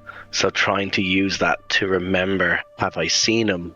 Because I'm good at mimicking, I'm trying to search what memory I may have to see if something sparks or clicks. And that's why I was being quiet, because I was listening to his voice, listening to the cadence of his speech, you know, everything, you know, from, I mean, if he's a big fella and he gives off a smell, it's anything that I can use to remember him is what I'm trying to do, and that's why I was quiet, because I was trying to focus on what I could without distracting or interacting with him.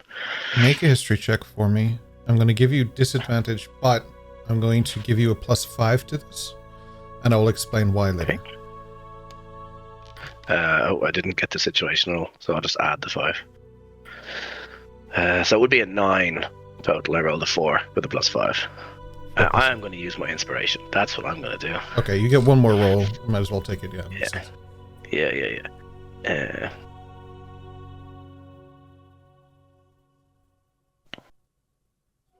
It's going to be the same without the box.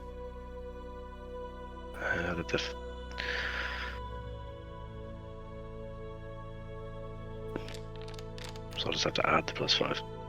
That's better. 16. 16, okay. The 16... So, there's a reason you can't quite remember this guy, and there's a reason why it's on the tip of your tongue. And the tip of your tongue is why I gave you the +5. You recognize him not in this form, but you have met this guy before. He used to have a large beard, gray, and graying hair. And he used to talk of certain things to you that resonate in your head. You have seen this guy before because he's one of the shapes you have taken on your escape path. And on your video, one of the forms you have is of a large gentleman with I know the one you're thinking of, hair. And this is a much more haggard, burned, washed up, larger version of that gentleman.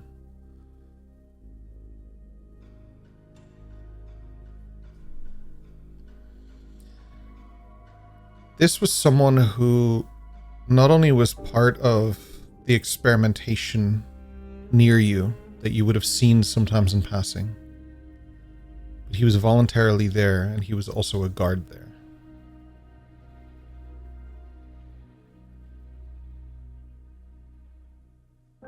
So are you going to tell me where you're from?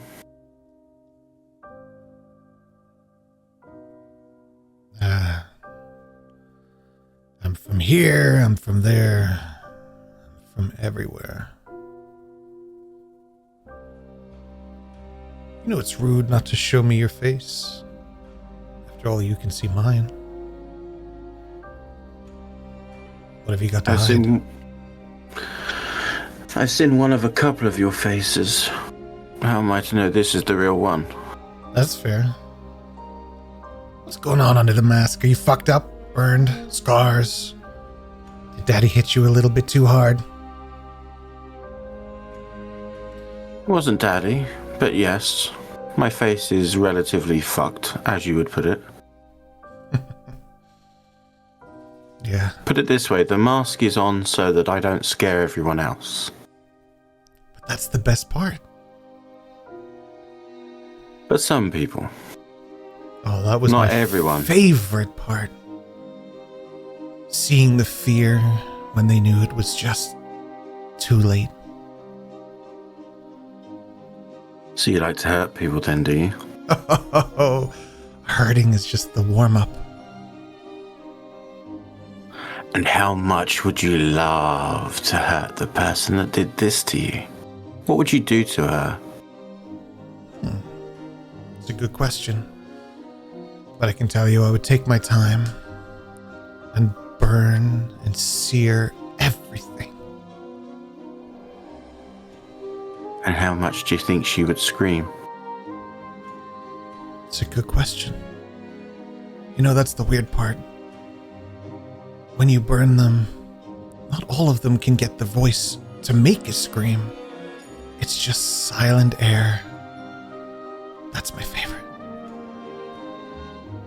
Because you burnt the air away, obviously. There's just a grin, and as you see the grin, it's just haggard yellow teeth, partially like gone from his head. Like what is there is definitely rotten to the core. Are you looking forward to going back there? It's not like my stay would last very long now, is it? I've got work to do. Oh? Did someone put you on a mission? Put me on a mission? It seems like the only person in this room out of the three of us not on a mission is you. Why, what's his mission then? As I point to Slate. Oh, we're old cellmates. Oh, but you know what his mission was. It wasn't secret, no? Oh, you hear things. Maybe you could tell me about this guy then, because he tells us fuck all about him. Maybe you do know more. Really? He wasn't that quiet while they were poking and prodding. Couldn't shut him up. Well, he seems to be able to hold his tongue nowadays. Tell me something about him then. If you know him that well, you tell me something about him, and I'll see if he reacts to know that it's true. Oh, I'm a blank slate. We all remember that. Was that a moniker? A name? Self-provided. So he went willingly as well, like you did. Not all of us are willing. Just the ones who want to get things done. Like him. He just stops talking.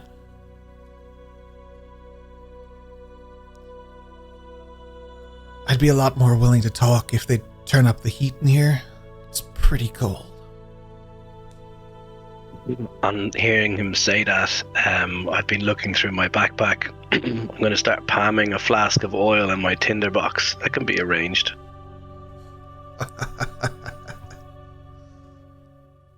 Seems you two really do know each other. And then I'm going to turn into his previous, more bushy bearded form and say, yeah, this fat bastard used to look like this. Yeah. I'm a lot better now. I've really worked on myself. Well, you've been worked on. A lot of you to work on, so that makes sense.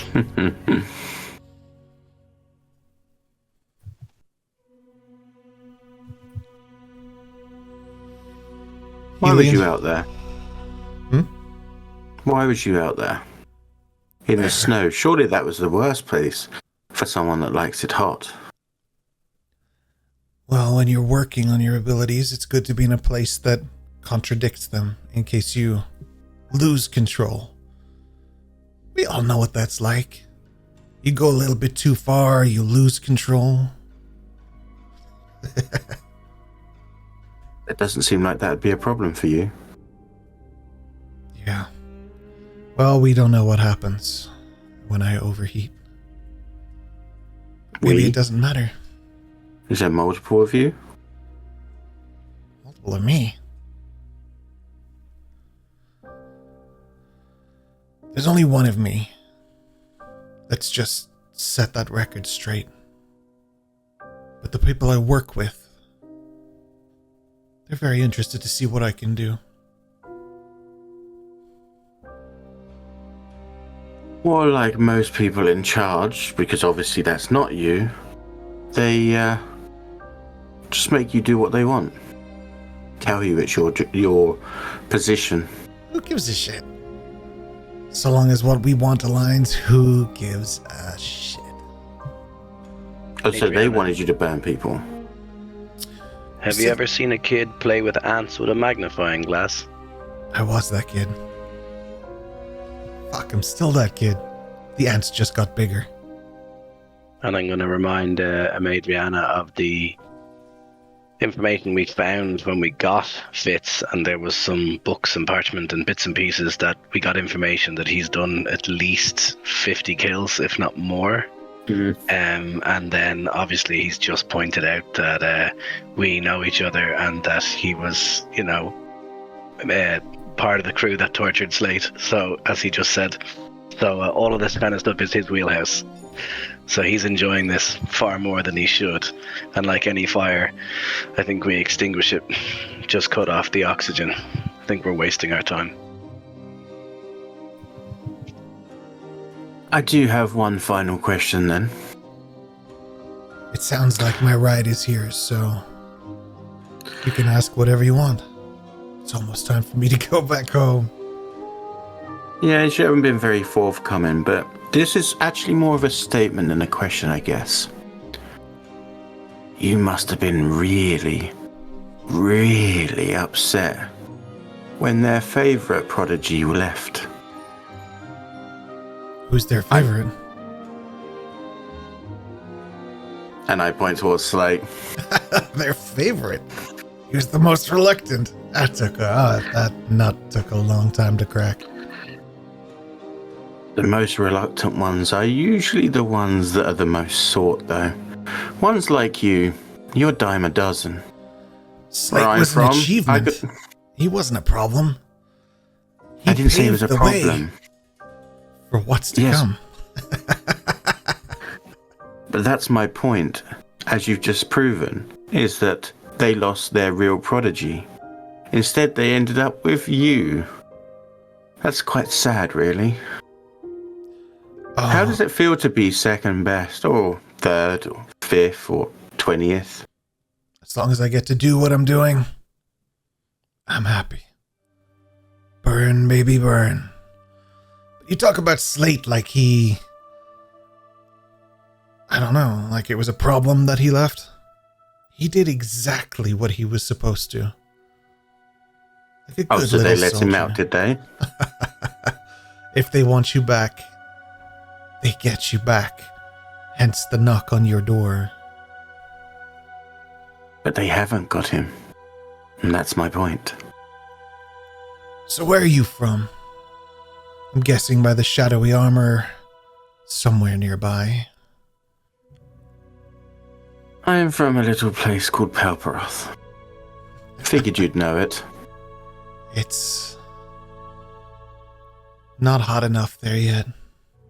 Maybe when I get out of here, I'll go pay it a visit and really heat things up.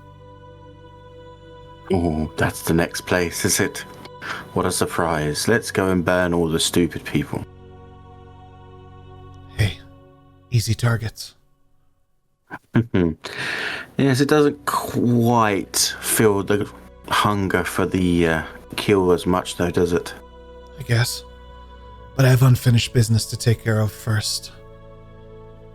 First, I need to go back and burn down that woods and kill your little doggies and make sure that not a one of them is left.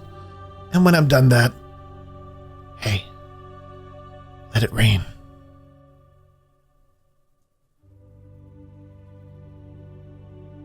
I really think if you expect dogs to live in the woods, you're actually more stupid than I thought. You're right.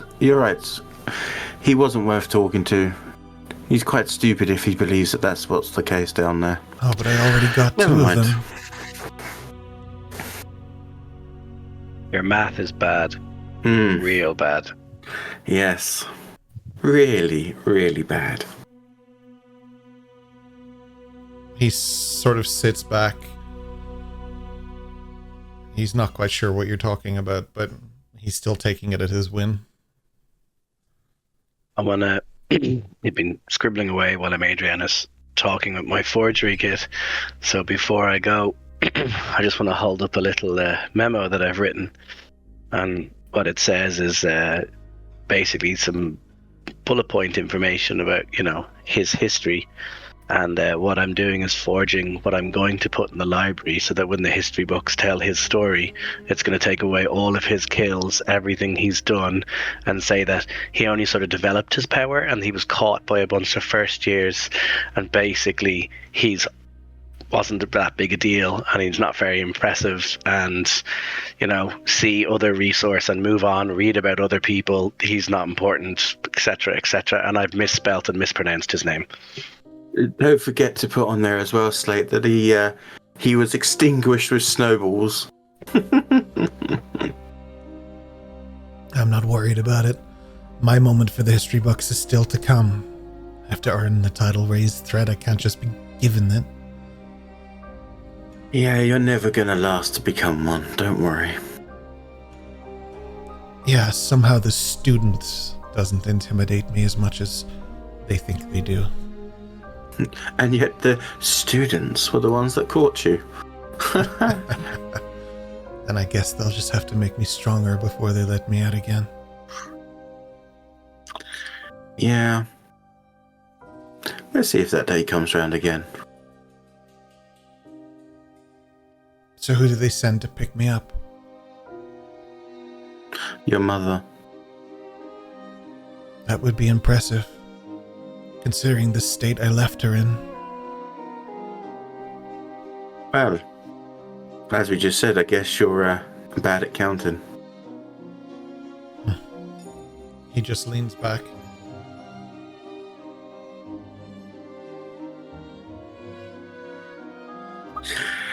Well, it was...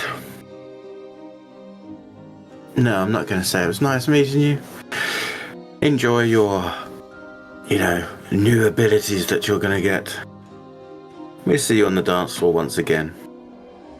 I'm going to take out my little red book and I want to write in a little entry about Fitz.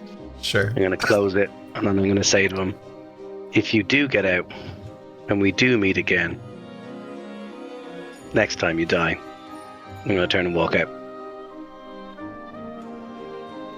You go to walk out and there's no door, and you're like, shit.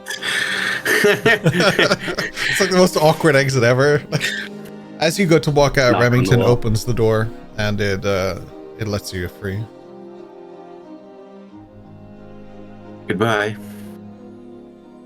You just hear him laughing as you close the door again, and the sound stops. Did you get all that, Remington? Unfortunately. That mind is a bag of cats. It does seem like rehabilitation is not really an option. And I guess if he is being handed over, we'll see if the justice system or whatever you call it works. Because if he does reappear, that means we try something different next time.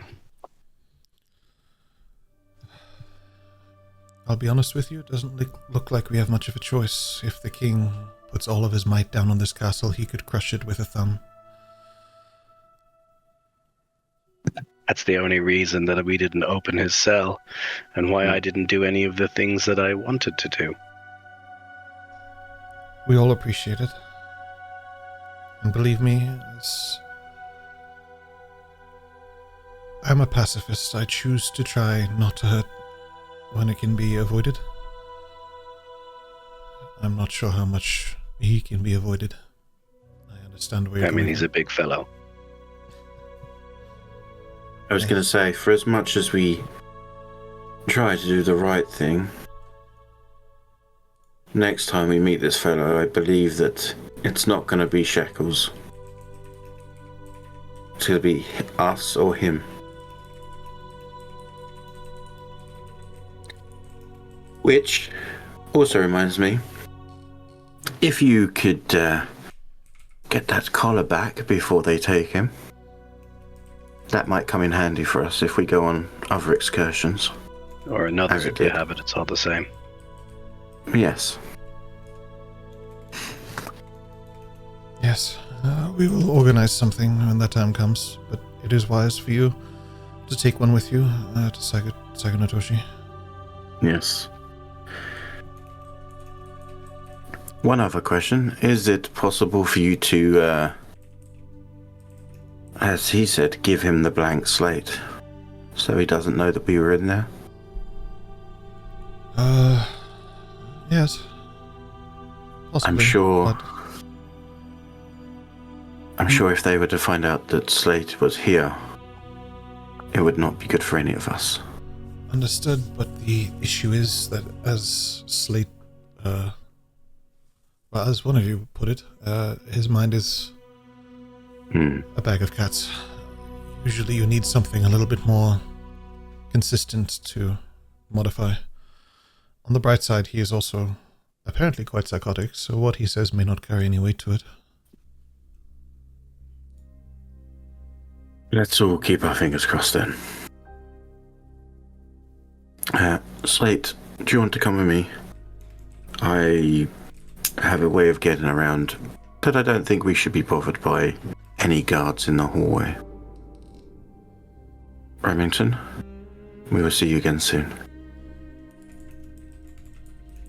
Only one thing I wanted to do, and we don't get to do it, so I don't suppose it matters where I go or what I do. Let's go. Okay.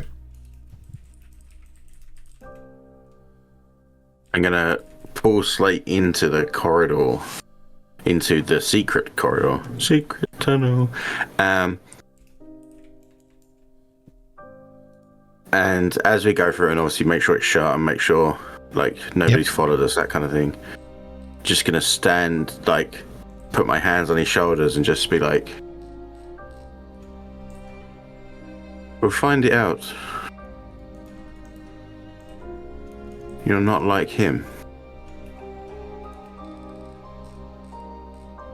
Maybe we all deserve the same, and maybe I'll get the same. Just as long as him and a few of the others get it first. Because they deserve it.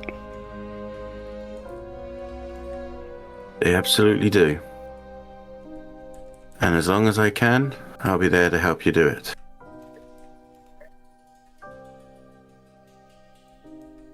And as much as I will try to make sure that you don't become that, I hope you know that I'll also do what's needed when it comes to... I think you cut out there when it comes to which? I just said, I hope you know I'll do what I need to if it comes to it. That was it. Like that, I've been quite quiet because I've been restrained, in my thoughts, my actions, because it was very hard not to be reactive during all of that. And like I voiced to Remington, the one thing I wanted to do, I didn't get to do. So, right now it's, for lack of a better word, time to sulk.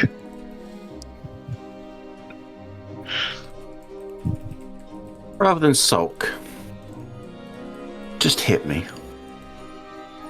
Just show a bit of aggression. You'll be surprised how well it works. I won't even move. And she's gonna push him, like she knows he's like real pent up right now, and she knows that that's a bad thing for anyone to be. So she's trying to essentially get him to lose his frustration, to get rid of it, kind of thing. So she's gonna push you. You beat me once before. I'm not looking for a fight, but I am looking to see if you can actually punch. Or if it's all magics with you. She's just goading him. She just wants to break his tension. That's all she's trying to do. What I am looking for is I want to use my new ability. I'm just not finding it on the new sheet. If I get inflict wounds again. No. This is the one I got from the ooze. No, I'm not seeing it either now. No. Oh, that's strange. I'm not seeing it either. I'll get that back on your sheet. But for the moment, we'll say we know what it does. Slate's eyes disappear on his face, and his whole head becomes kind of slick back as he faces you. And you've seen a bit of this before, so you know that I can hear things at the time through a wall into a building that was adjacent, and in the vicinity everything is really loud. But what I'm gonna do is effectively fall into an embrace. That's basically what I'm gonna do. So you just cuddle a Majorana? Something like that, yeah. She does the kind of the hands up, ready, thinking like, oh, okay, he's gonna take a swipe, and then as he falls, and obviously she'll catch him and just literally like drags him into her, like real tight, like holds, like you ain't moving kind of hold. And the reason that Slate is doing that for Ken basically is because what I'm trying to do is learn more about Amadriana, because that's what she's doing to me. She's trying to, in the nicest possible way, she's trying to help, but she's trying to learn about me. So I'm flipping the script and doing the same thing, because the last time I did it, I learned something about her heartbeat in relation to others, and now there's nobody else but us in the tunnels. There's no other sound that I'm aware of. Nothing else has happened, and the only one and the only thing is her. And the idea of the embrace is it's effectively a grapple that's not a grapple, because it's not a struggle. I'm not forcibly grabbing you, but I couldn't be any closer. Therefore, surely any anomalies or anything that I may learn, I'm trying to gather using this sense. It's also a way of doing sensory overload on purpose to effectively overload and purge how I was feeling the encounter we just had, because I'm not particularly able to cope. So it's basically a way of separating what just happened and doing something else, because I can't focus on the two at once. I like it. So what do you get from this? Like, what do I need to give you? Like, I don't know what the feature is to know what you can get from it. He basically has a form of tremor sense, and the tremor sense is allowing him to, rather than see you, almost feel your presence. He can sense you on the most macro of levels. So your heartbeat, for example, or your like just the change in your demeanor, how you move, things like that, is picking up on those kinds of things. Okay, so what you will know then is, or what I can tell you that you would know, is once again, you know how incredibly slow her heartbeat is. We're talking that kind of once every 10 seconds kind of slow. It's not fast at all.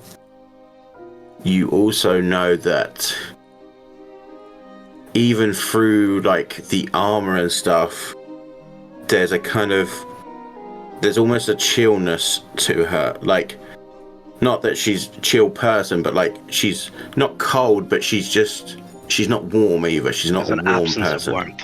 Yeah, kind of thing. The other thing I'd say you'd probably notice, if it's sensory, is, so her wings were away while she was doing this interrogation. You'll probably feel it's almost like to anyone else it'd be completely imperceptible, but as you're in this position, the wings almost have this self-flutter to them, like this very minor, imperceptible, like I said, kind of almost wavering, like they're trying to get free the whole time. So you could potentially get the sense that for her having to put these wings away, it's very much a forced thing. Like she has to 100% control herself to keep these in, kind of thing. And then the last thing you'd probably sense is that when she pulls you in real tight, there's like a shake to her arms, to her hands, as if she's fucking angry. It's that kind of like, you know, that just before you're about to wind up kind of feeling, yeah, that kind of shake of like, oh, you like that kind of thing.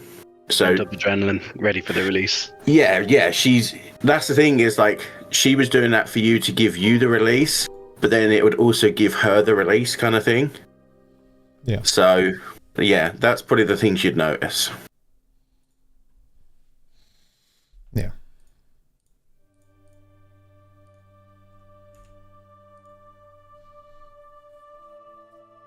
I would imagine, this would last for a couple of minutes or whatever, and then, coming out of it, it would be quite overwhelming like last time, quite taxing.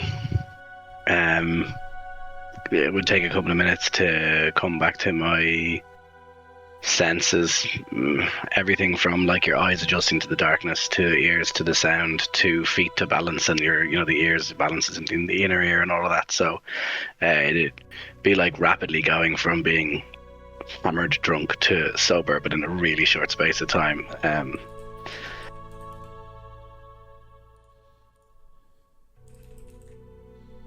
You good? Been better.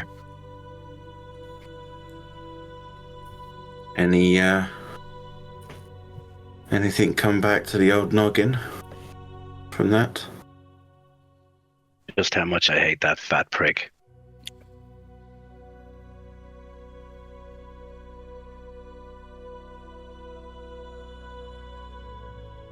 As a side note, and she'll put her arm out, like for you to link arms to kind of start walking.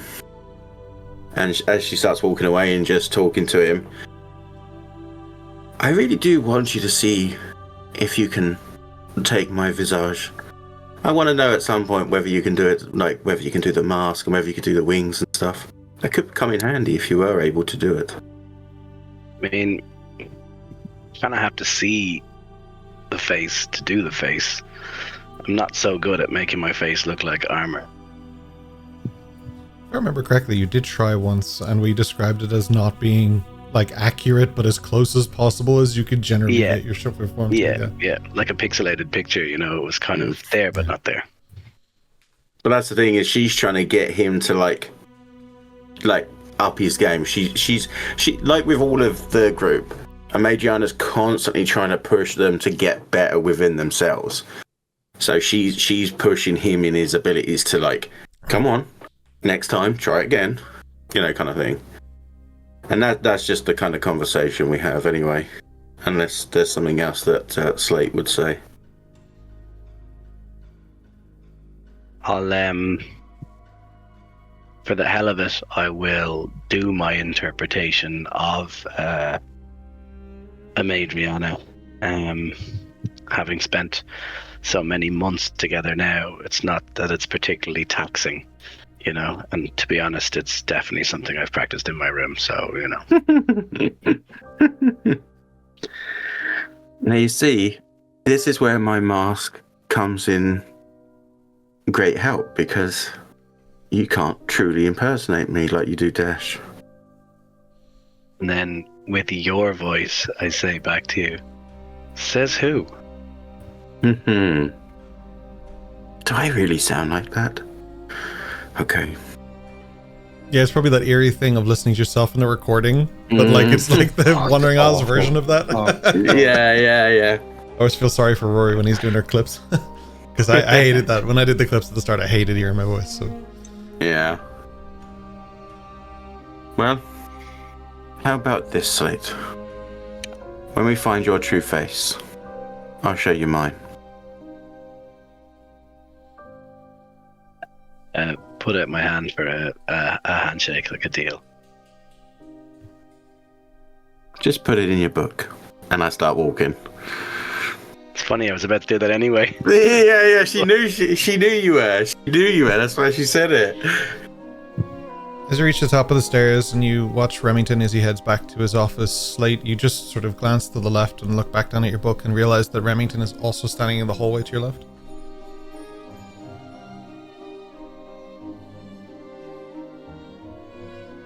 So what happens now? This is me to Remington.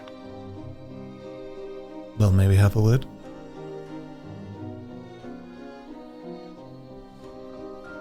Is it Remington?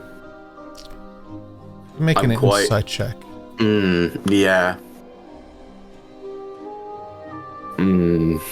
With I was just saying how I have the actor feat and I can I can copy people and mimic them identically, their voice, their cadence, their walk, everything. I feel like I would have a good chance of figuring out if somebody else was impersonating him.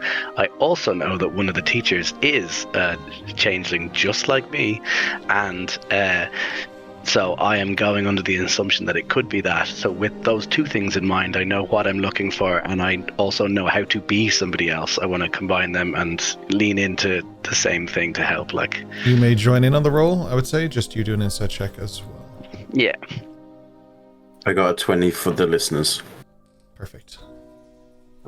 Dirty or not? Dirty 20. Yeah. Dirty 20. Just for a second there, I was like, you know everything in the universe. I mean, I have built her that way. I'm just having that text box issue. Let's do it again. You can just roll and add your modifier if you want. I might do that in a second to see if I can get it to roll. No worries. Madriana, you have your doubts. I'll give you on your dirty 20. So regardless of what Slate does, you have your doubts. Well, one is, like, you did just see Remington walk towards his office and turn in. But you got a 10? That's a 10, and I'm going to say I am still hearing ringing in my ears. I'll chalk it up to you being busy in your book. Like, you were noting things down, you weren't paying full attention to everything, and you didn't quite catch what was just happening. That's probably where I would go with that, yeah. Yep. As I walk past Remington, I should just lean in and whisper, "Be nice to him, Chance. He's just had a rough time." And I walk away. He leads you into a room, like a classroom that's just empty. He closes the door, Slate, and he changes form into Chance Artifice. And he just leans forward and he's like, "You had a rough time?" I mean, you know half of it. You were there for half of it. I'm going to cut to the chase. What are we?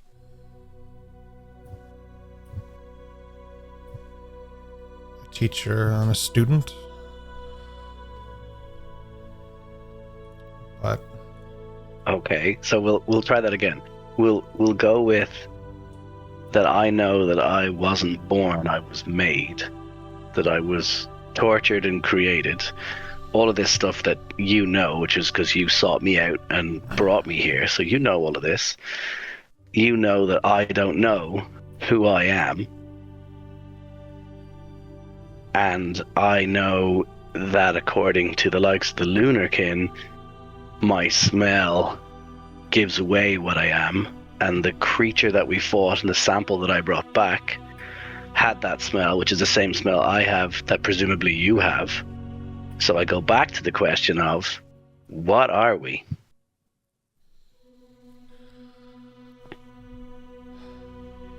Just exhales and takes a deep breath and almost sighs. You are the one that I assume followed me. And for that I'm sorry. I was the one in your shoes before you.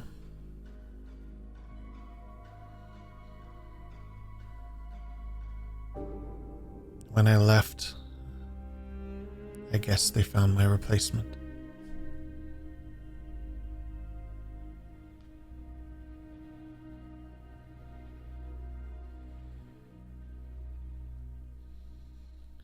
What do you remember? So what is that?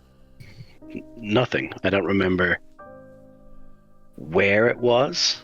I remember fragments, images of rooms, conversations with people like Harrow, Fitz, others.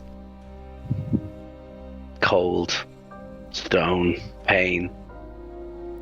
In all the time that we have spoken, I have not once handed you an answer. So instead, I will ask you a question. If you wanted an unlimited supply of people to experiment on where nobody would ask a single question, nobody would even bat an eye or complain, where would you go, Slate? I guess Dash and I are taking that road trip after all. I wouldn't advise going back there. That might be a one-way trip.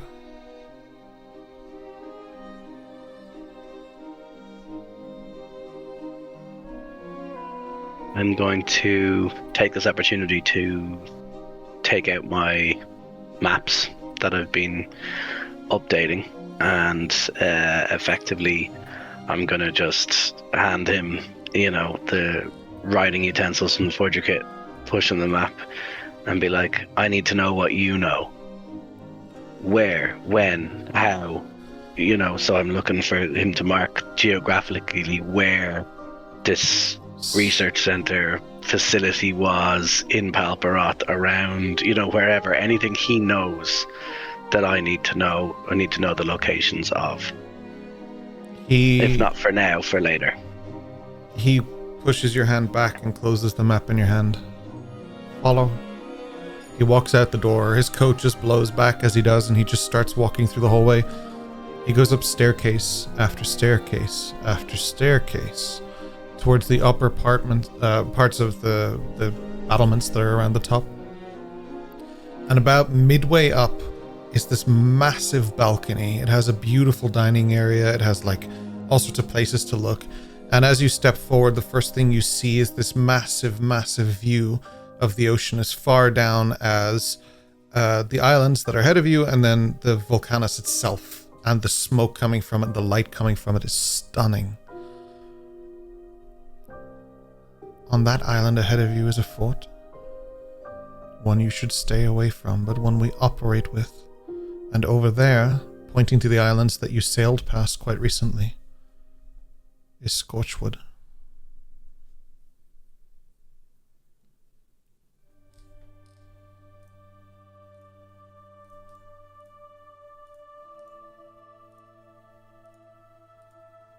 Are you saying that this happened in Scorchwood? It's a hypothesis, but one that I believe is valid. Where else would I go if I needed unlimited people Yeah. They want people with power, and they want to make them powerful and point them like a gun. Or like a crossbow. A gun isn't a thing.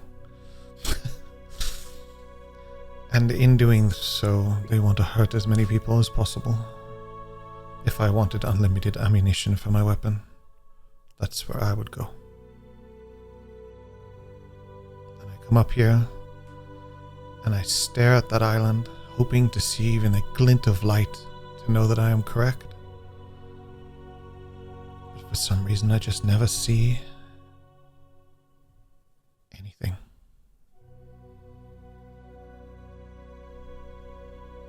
If I'm your replacement, what did you do for them?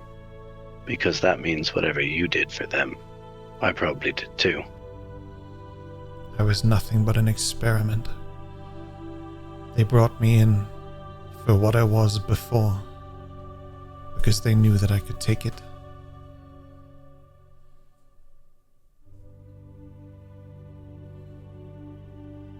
What were you before? When I was very young,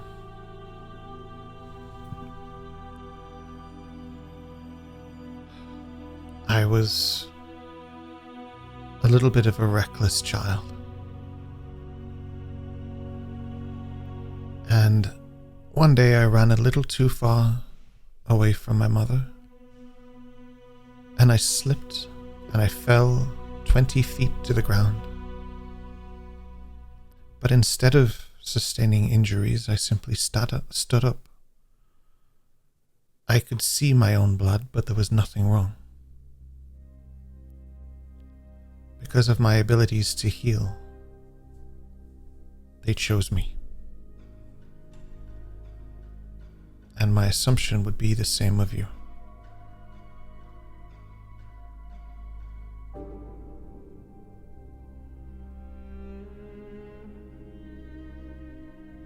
I mean, maybe, but I did almost die the other time we fought Fitz. I did almost die, and I would have hoped that would have kicked in, even subconsciously. Yes, unfortunately the procedure changes.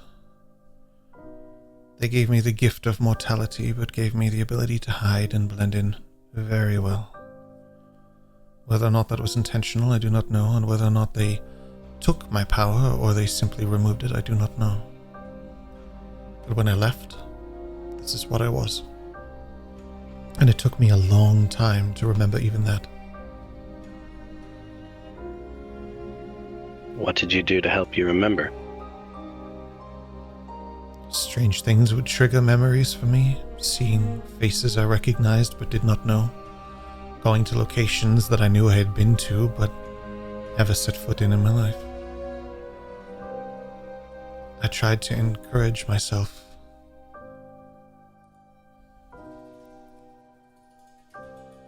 But honestly, if you don't remember, it's best it stays that way. It'll bring you no amount of comfort that you believe it will.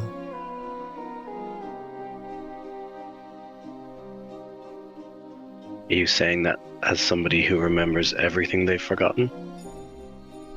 My journey is not yet over.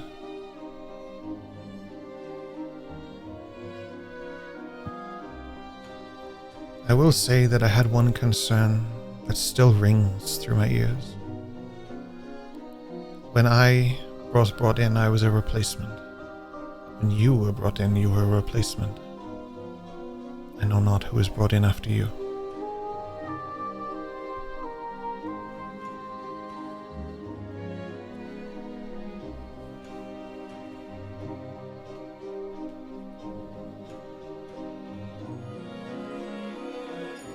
How long has this been going on? I mean, if you know this is happening, you have these abilities, you spend time around all these powerful people to stop raised threats, and now you're telling me that there's basically a production line, a factory that creates them, and you sit here teaching classes.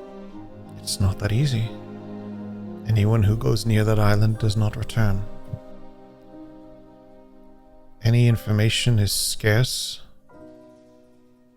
And like you, I wanted to speak to him too. But he also sat there mocking me. Learn anything? Nothing productive. He just seems excited to go home. That might be the scariest part of all.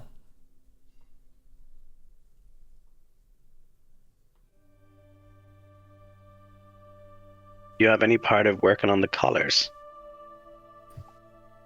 No, they were tested on me, but they are not. They're made by me. Presumably what they do is temporary. I believe as long as they're on, they work, but we have not tested if there's a time limit. So there isn't a version that's permanent, as in when the collar comes off. You mean removing powers? Mm-hmm. What comes up must go down and all that. If someone is working on that, it's most likely the crisis response unit, not us. Remington is a firm believer that the powers are our true capabilities coming to light. Anything he says, I take as absolute.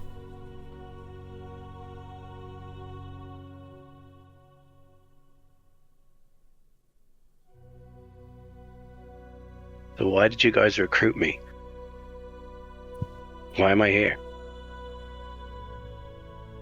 Because when your file came across my desk, I recognized something familiar, and I chose you.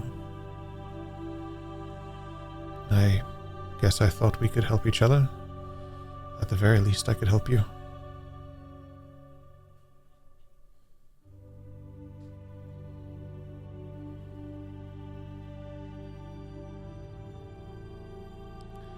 You know, they call us metamorphs.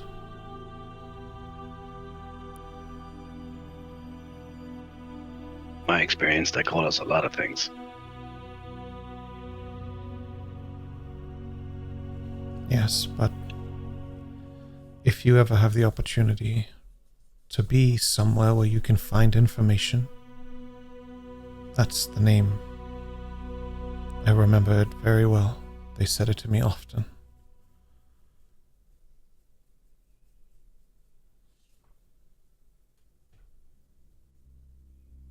Strikes me you're a lot further along this journey than I am. Now, this probably seems,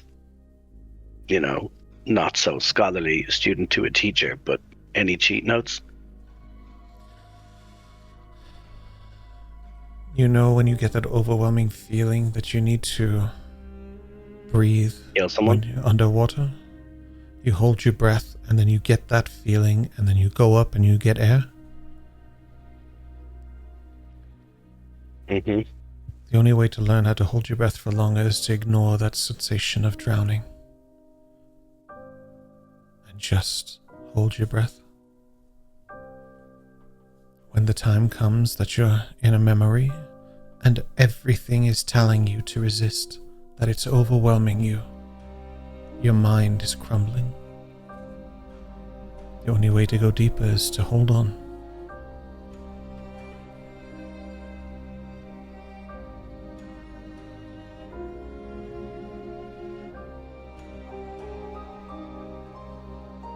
On a purely hypothetical, theoretical appliance, is there magic that can help you do exactly that? Of course. Hold on longer, see through memories, remember more memories? Yes, of course. So would you say it's the same thing with that? That would be a personal choice. For me, I don't trust what magic puts in my head. I've had enough people poking around in there. I only trust what I can bring to the surface myself. But if you feel more comfortable, so be it. But me personally, I won't even eat food that isn't cooked for me.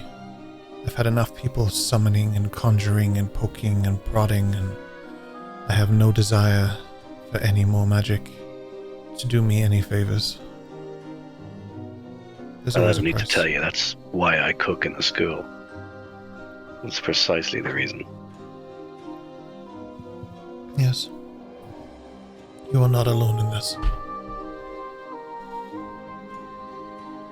On that note, actually, can we talk to Remington about some more unusual ingredients? There's only so many times I can make stuff with potato. Of course, I know that Shockup has been working on that since you guys left. I believe there's crates coming from all over the Isles now. It should be, after the holiday period, we should have a far more robust menu. Actually, do you have one of these? And I'm going to show him the scar mark that I had that was under the gauntlet, the bracer. He opens his coat and he takes out the remains of a shackle from this. Yes. And he throws it back into his jacket. So what's this mark? I know what the bracer was, but what's this mark? It appears to be some sort of brand, I guess. He shows his as well. Well, I mean, Mine does... I got that much. We've seen it with cattle and farmers for centuries. And Yes, from what but you've been telling me, it all ties in. what's strange about it is that I can change my face, I can change my facial hair, my head hair, I can change everything about my body, but not that.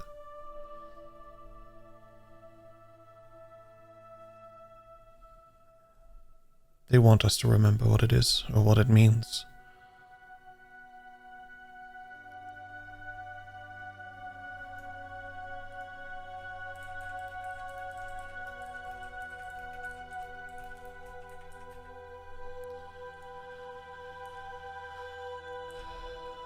This has been a hell of a day.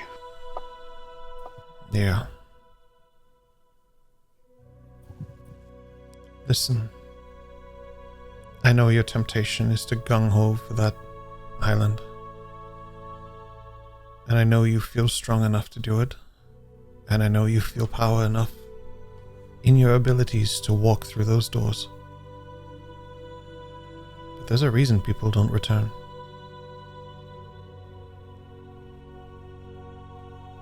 I know I saw a book in the library of someone documenting their visit there, and it was quite harrowing. But I don't know. I don't like the idea of you going there. If you and your group were to fall there, it would be my fault for even telling you. So please, just be sure you know what you're walking into. Take your time. That book, that's the Scorchwood book in the library, right? I believe so. I don't know how much of it is true. I must read that after Dash. Fantasy or fiction, I don't know. fantasy or fact. I don't know. I guess I'll see what I remember when I read it. Slate, just take care of yourself.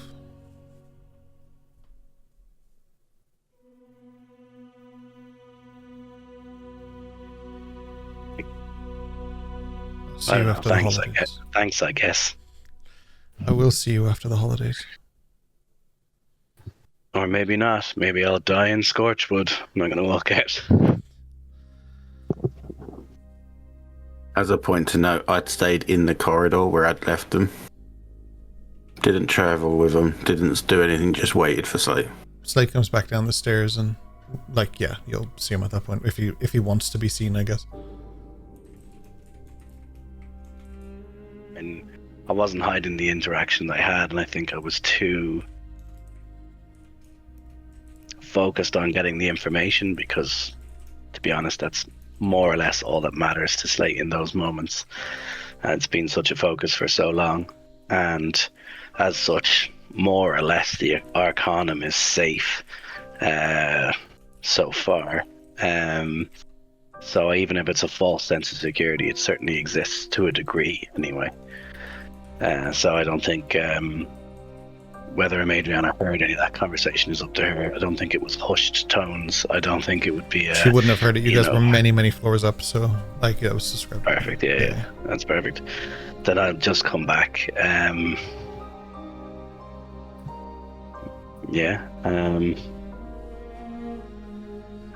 There's a lot to unpack, Adriana, and now I can't go through all of that again. This is a conversation another day. All good. As you guys are sauntering sort of out, you see Eldrin making snow angels in the sand in a drunken stupor. I'm gonna step over him. Slate! What you doing? You know what helps with a hangover? A little flight. No. No more flights of stairs, Adriana, please. Please. Slate. No. I have an idea. Work with me on this. And I don't think while we he's throw him off the top of the tower. His wings might not come out. It's not worth it. And also, it's a lot of effort. Yes, not yet. Maybe later. No. You've got a shovel, right? Several. Yeah. Okay, one each. Good. And while Eldrin is essentially rambling, we're gonna not bury him in the sand, but put sand over his body, and then Adriana's gonna shape it to look like a mermaid with big boobs and stuff, and so he's just this fish mermaid woman man thing. Okay. Basically, she's just trying to make Slate laugh and try and forget about things a little bit. Is it Joey from Friends except Eldrin? Yes. Yeah, exactly. I forgot about that, but yeah. That's basically. I'm trying to shape it all and go. I'm trying to shape everything, but I keep ruining it. I'm like, just keep your hands off, and we'll do it for you. Are they make them bigger? I'm definitely not getting involved in this sand creation. I mean, I'm there, but yeah, definitely not in the headspace for any of this. Dash and Lissa, and I'll say Eos, are having a little stroll. Eos, you're on your way towards Ducky, and Dash and Lissa joined you. And as you walk past, you do see Slate standing there watching Adriana bury Eldrin, turning him into a mermaid. So Dash, right? Do you know where I can get bait for my fishing rod? Probably in the woods. I'd imagine you just dig up some worms. Right. Yeah. Yeah, I don't know what they're doing either. Yes, I've almost forgotten. I have a gift for you. Ooh? No. No, it's good. It's from my mother actually. I asked her to make you something. No, I don't have money. I can't pay her. You don't need to pay, but I'll take out the mask that I had my mother make, and I'll hand it to Eos. It's it's a ornate with purple fabrics and lace woven into it, and a slight hint of peppermint. It's like a face covering mask will kind of help you. I don't know, a la Madriana and Hatsu, I guess. Hide a bit when you see Eos just drop a fishing rod, and she's gonna like squat down and sit for a bit and just stare at this. She's verbally mumbling to herself, studying the exquisite details of the mask and just admiring the workmanship.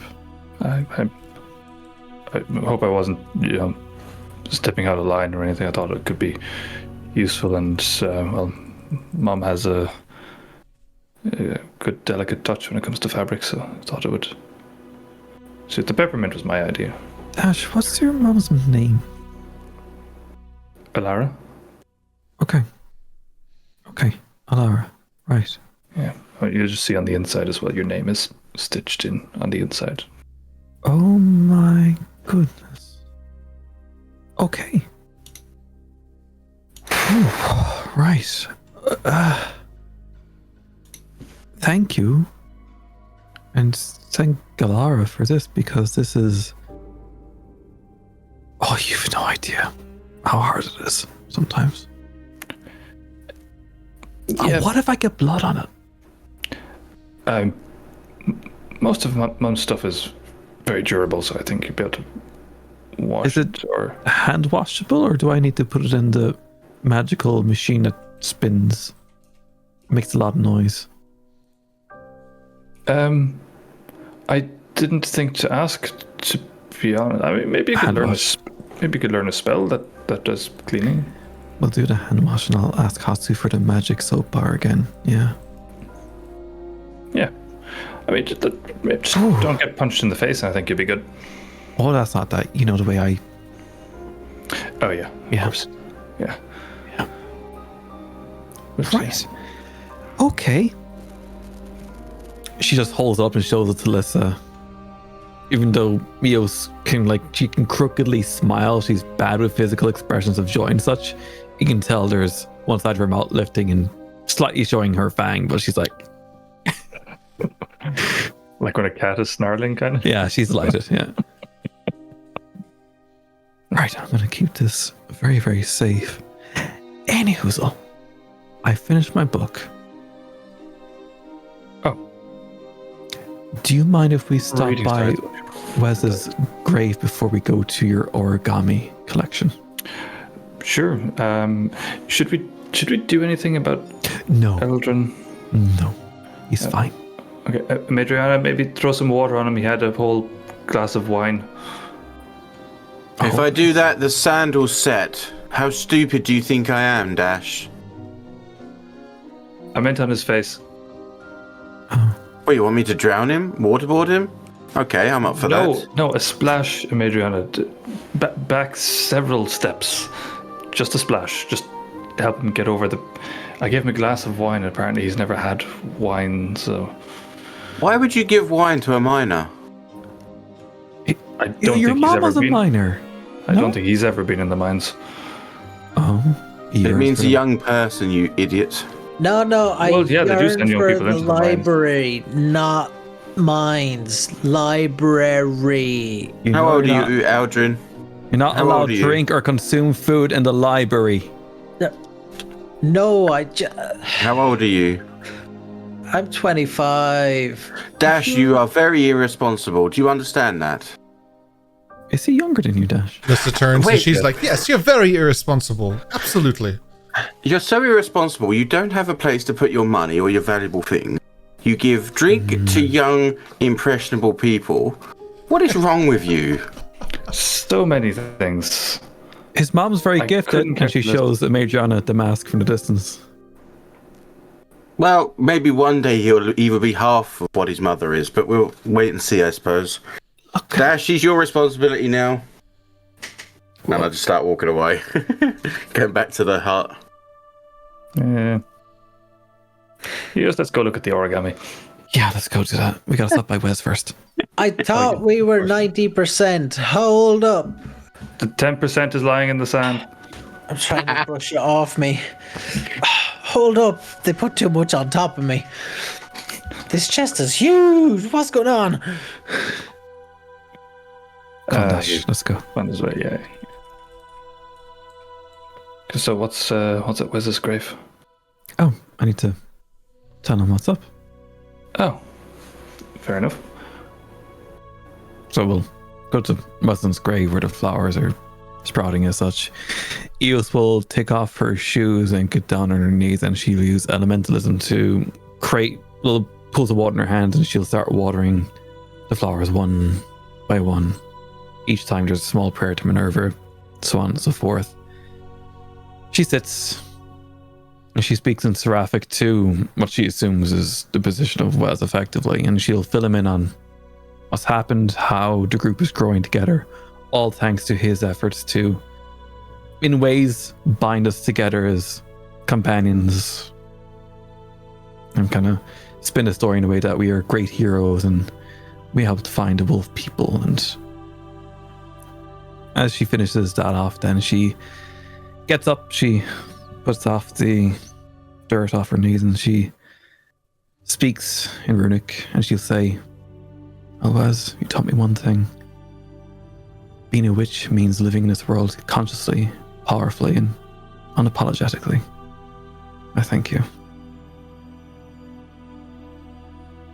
I didn't want to interrupt your flow, but one thing you do note, when you pour water individually on the flowers, they make different sounds, almost like individual chimes of a wind chime.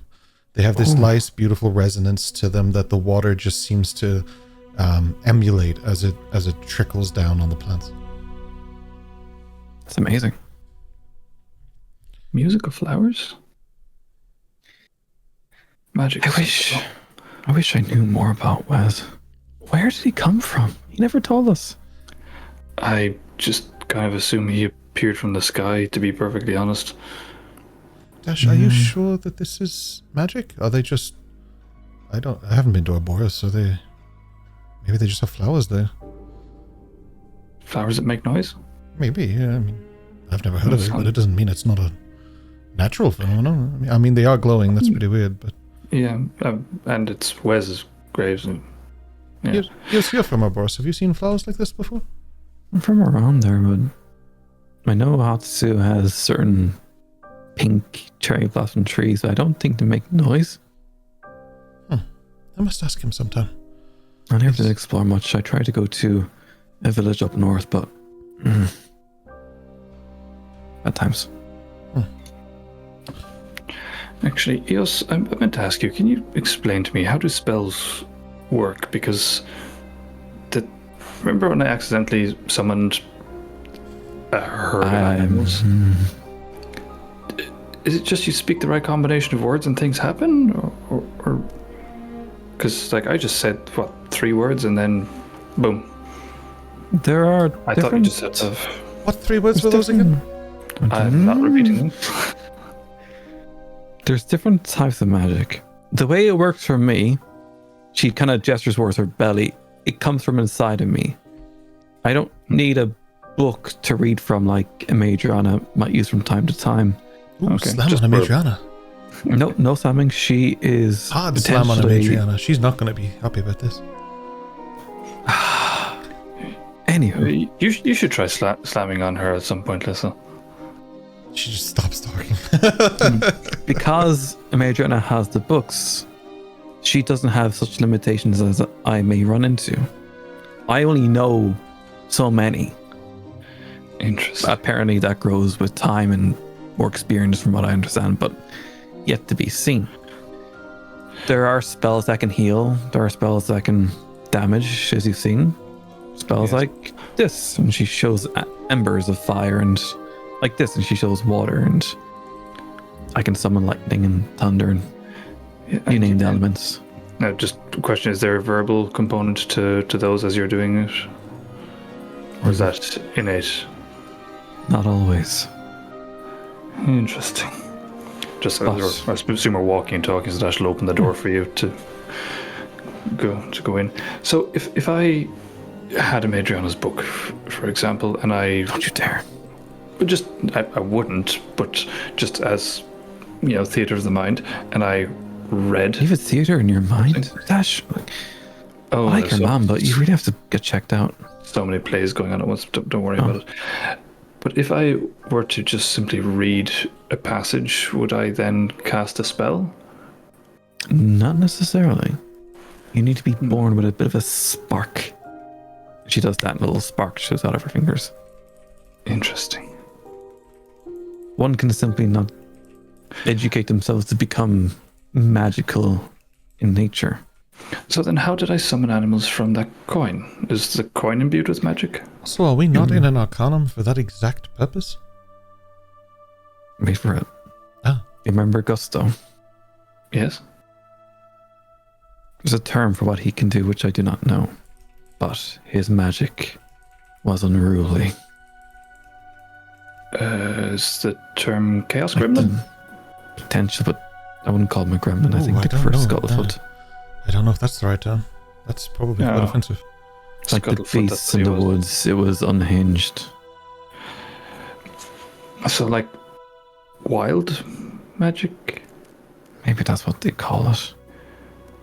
But that coin, that discus you have, so powerful.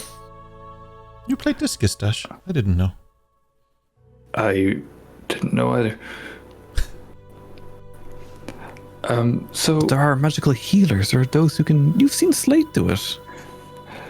He fixes knee. I've seen like. Is there summon magic from the gods as well? Depends. The gods we know of, Tempestus, Minerva, the twins. Like them, you could almost say that Stella Maleficum could have been a god, according to what I've read. So then, what on earth kind of magic is this, pointing at the origami, and specifically the ethereal blue white raven? It's beautiful.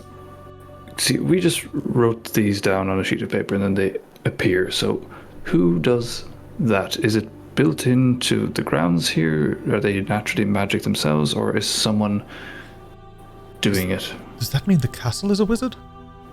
They could be. Do we need to get it a hat? It does have the things on top of the towers. Ah, yeah. Inbuilt hats. Inbuilt hats. Depending what you read, there are pieces of special paper. Scrolls? Yes. They are imbued with magical powers themselves. Now, rare. Very rare. I've only read about them. I've never seen one in person. So if theoretically we found, say, 10 scrolls with different spells, then Alyssa or I... one, that would be a life's mission. But theoretically speaking, Alyssa or I could simply read them and a spell would happen. If you understand the language. Interesting. As you know, Dash, from my home, the language of the books and such, they're not common. They are my mind's language. Dash, Your our heist in Paparoth of the Jenkins place. We found a scroll there. We underpaid. We didn't get enough gold for that at all. We thought it was a worthless piece of paper with gibberish on it. Yes, I'm suddenly realizing the amount of times I've looked at scrolls and disregarded them for gems and gold. She takes off her boot and throws it at her flower pot and it shatters. Fuck. Oh no, that's a geranium. But listen, darling. Who's breaking my pots? Oh shit, Sorry. Nothing. It was Eos. Can you perhaps write the gibberish, at least some of it? Can you maybe draw it out? I think I have a copy in my vault. I can probably show it to you. Wow. It's a useful part of vaults, you know. You can keep pretty much anything in there. You know, Mariana's sucking it now. Eos, is it very difficult to turn invisible? Not for me. Ooh, that's a good flex. Can you turn others invisible? Correct. He just kind of looks at Alyssa with wide eyes. Oh, Eos, you should come to Balboroth with us. No. Although I like your mom, but no. We could introduce you to some very interesting people. You would make very much so a lot of money, and I would like to be there for that. No. I'll tell you what. Sounds too warm. You're right. Let's just sleep on it. We'll think about it. Yeah. Can you show me the thingy, the paper? Oh my goodness. Oh, yeah. It just kind of gives the Raven a little. No. What? She's talking to me. That paper. Sorry. I thought you it's meant in the my vault, origami but my paper. vault is not here. My vault is at home. I would need to go back. Sorry. Okay. But if you wanted to come with to Balboroth, I mean, we're going to go there and you can. I'd say thanks for the mask and yes, of course. read It's the rude not paper. to, of course. Dash, confirm what I'm saying and make Eos go to Balboroth. Absolutely. there's no stable. You said there's no stable. There's so many stables. The stables. My mother just doesn't have a stable. The only thing mother. unstable about Balboroth is Dash. Wow. Correct. Yes, but also you could wear your mask to one of the balls. What's the There ball? is. Oh, it's like a very Oh, fancy ticket. event. No, not those ones. Oh. It's like an event where people who gather to dance and listen to music and have I know tea people and gathered. So cake. unhygienic. It's extremely unhygienic. I always have the sniffles. That's why so after, many but- people wear masks to them. We call them masquerades because you wear the mask and it gives you aid. It prevents you from getting sick. Oh. You're gonna say AIDS. Yeah, I thought that too. Don't make me end this session, man. I'll do it. I love this idea that Liz is just completely baffling her with bullshit and like just teaching us so many bad things aren't real. I think it's going both ways here. I think Eos and Alyssa are just having a back and forth about like just baffling stuff. But yeah, imagine we could take you to one. You could borrow one of Mother's dresses. I'm sure she has something in purple and black, long, flowing Dash, gown. your mother must be so rich. Or No. does the king do the evil taxation thing? There you go. Although, to be fair, most people in our district don't really pay taxes. So They don't have money to pay no. taxes. They come at once a year. They tell us to pay taxes, and we just write a random number. You remember that time I tried to buy a watermelon with a gold coin? Yes. Still not really sure why. Was it just a Well, flex? Or? No, I was younger and stupider, and I just thought, oh, gold, fruit. I do remember at the start we Irlando was trying to teach you about money laundering, and you thought it meant to actually go down to the river with your money, which was quite strange, and wash You it. don't But wash your clothes in the river? sometimes it's nice. Yeah. Yeah. It's the only way. But he was trying to wash his gold in the river, which is a bit strange. You don't need to physically. It's not like there's fingerprints on it or anything. Well, it was nice and shiny after. That's true. But that's more suspicious. Walking Yes. around a sandy place with shiny gold, it makes you seem like you pressed it yourself. Yeah. Yeah. Well, look, we If anything, you need to be money dirtying. Rub it in Yes, the but mud or something. But anyway, yes, we have an invite to Balboroth, and we'll invite you to a nice dance with delicate food and tea. I only know one dance. It's all right. It's more than what the clowns in Balboroth know, to be honest. You have clowns? We do, actually, yes. Jesters, yeah. Just You killed him. Just had a thought. You could disguise yourself quite well as a jester or performance artist. Are you saying she looks like a clown? See? In a weird way, yes. Relative to what the people in Balboroth expect, they wouldn't expect. Yes, I apologize. He doesn't talk You to know. women so often. It's kind of How do you put up with him? I'm trying to teach him, but it's slow. No, what I mean is, if we do find ourselves in Balboroth, we can play your appearance off as a performance. You can have the mask, you can change your Yeah, appearance. you did. just gave her a mask, did you not? Storyteller did, worked quite yes, well but at just Blackthorpe not- thanks to you and Slate. Not a good jester mask, I'm just saying. It's just a beautiful mask. Stunning mask. It's So just, how did your mom learn how to do this? trial. Is this like a family thing? Trial and error. Her mother was, well, she made clothes for the family. I don't think she did it professionally. It's in for her daughter. Oh. They couldn't really buy clothes, didn't really have money, so they had to make their own clothes.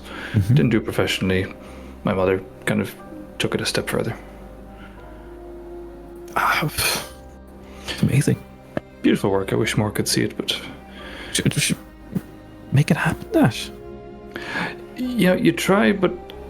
if you showed this kind of work where I'm from near Akazaki, you'd make 12 silver a day? Question mark? This could show my mother's work there, actually. That could be quite good, because the people in Balbros don't appreciate it, but... Anyway, we are going to Saigo no Toshi. Perhaps we could, put on a display. Maybe Hatsu knows a good tailor company. Possibly you've seen freaking Hatsu's robes. Ooh. Yeah, possibly. Cuff sleeves. I'm suddenly feeling like I should probably go and help Eldrin, considering I'm the reason he's in that state. Dash, listen, like, something's not right in there. I know myself I'm not right, and I'm never going to be right, but he's so forceful about wanting to be friends with people. Oh, I've set him straight on that. I think he'll give you a bit more space now. That's not what worries me. What worries me is he doesn't have the instinct to be scared or have fear. Yes, but I do remember when I joined and you all wanted to kill me. That was not fun. Well, I wanted to be friends too. That was a good feeling. And then Dash was kind of mean, so I left. It was a whole thing.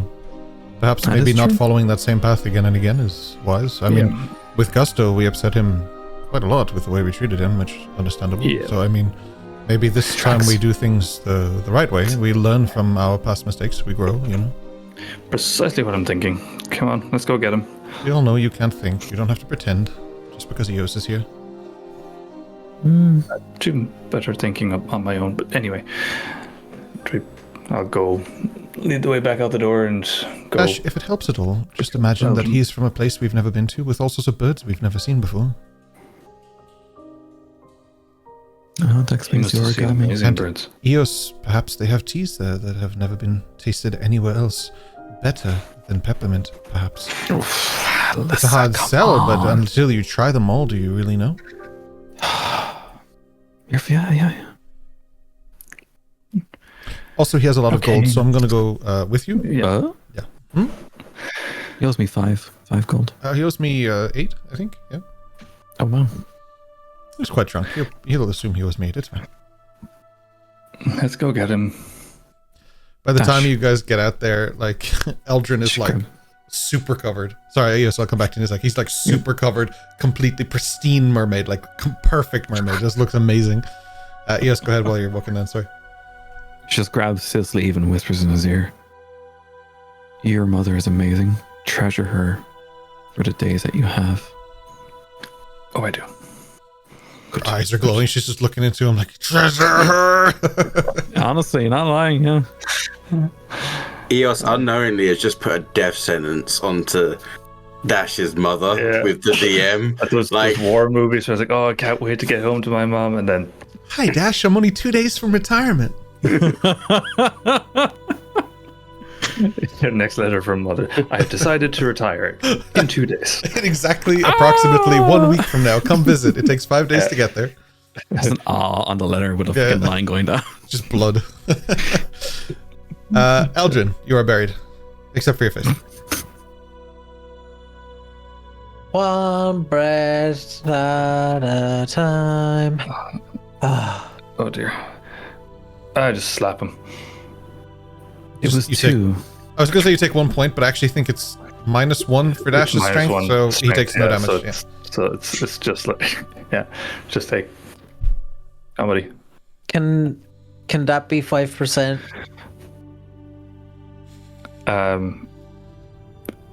Sure, it can be 5%. All right. Come on, bring you back to the room here so you can sleep it off. What time of day is it actually? Oh, it's like late at night. It's the end of the second day at this point. So. Okay. Cool.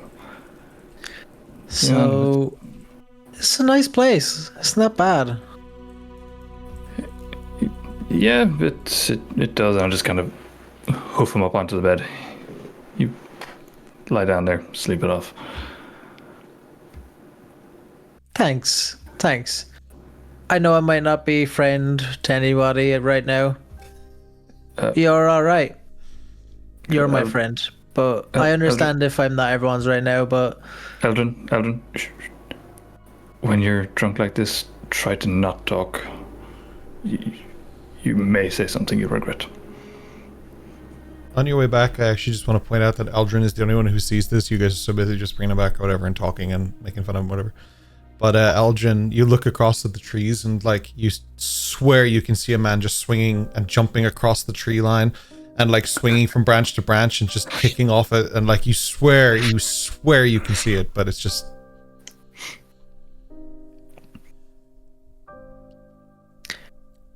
This before I get into bed? This is just before you get into bed, yeah. On your way back to the bed.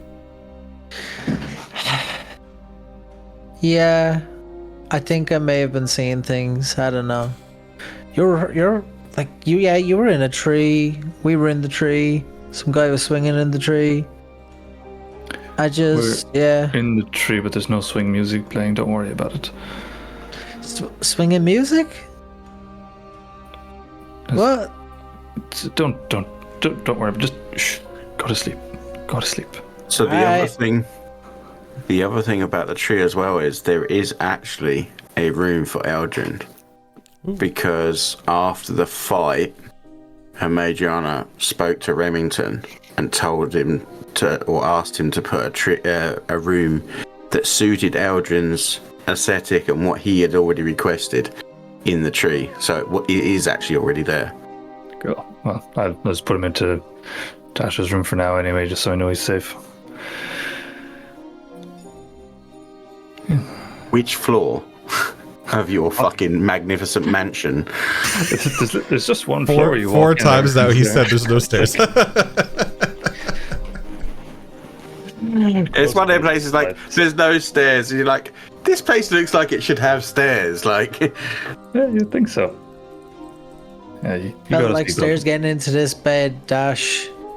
Well, there's one step up to the bed. To be fair, just night, buddy. Good night, buddy. Sure. Is he okay, Dash? He'll be fine. Are you sure? His head will hurt in the morning, but he'll be fine. He's very intoxicated. He is. He had a glass of wine, if even. I think he spilled most of it out in the sand. Alcohol is a poison. Was it that bottle over there? Because I'm pretty sure that's just grape juice, Dash. No, that's red. She runs over and just takes the bottle, and she's just gone. Like, have fun, darling. Don't forget, you cannot order alcohol at the school anymore. This is good leftovers. Bye. Wait, what? She goes and puts it away so that she can sell it later.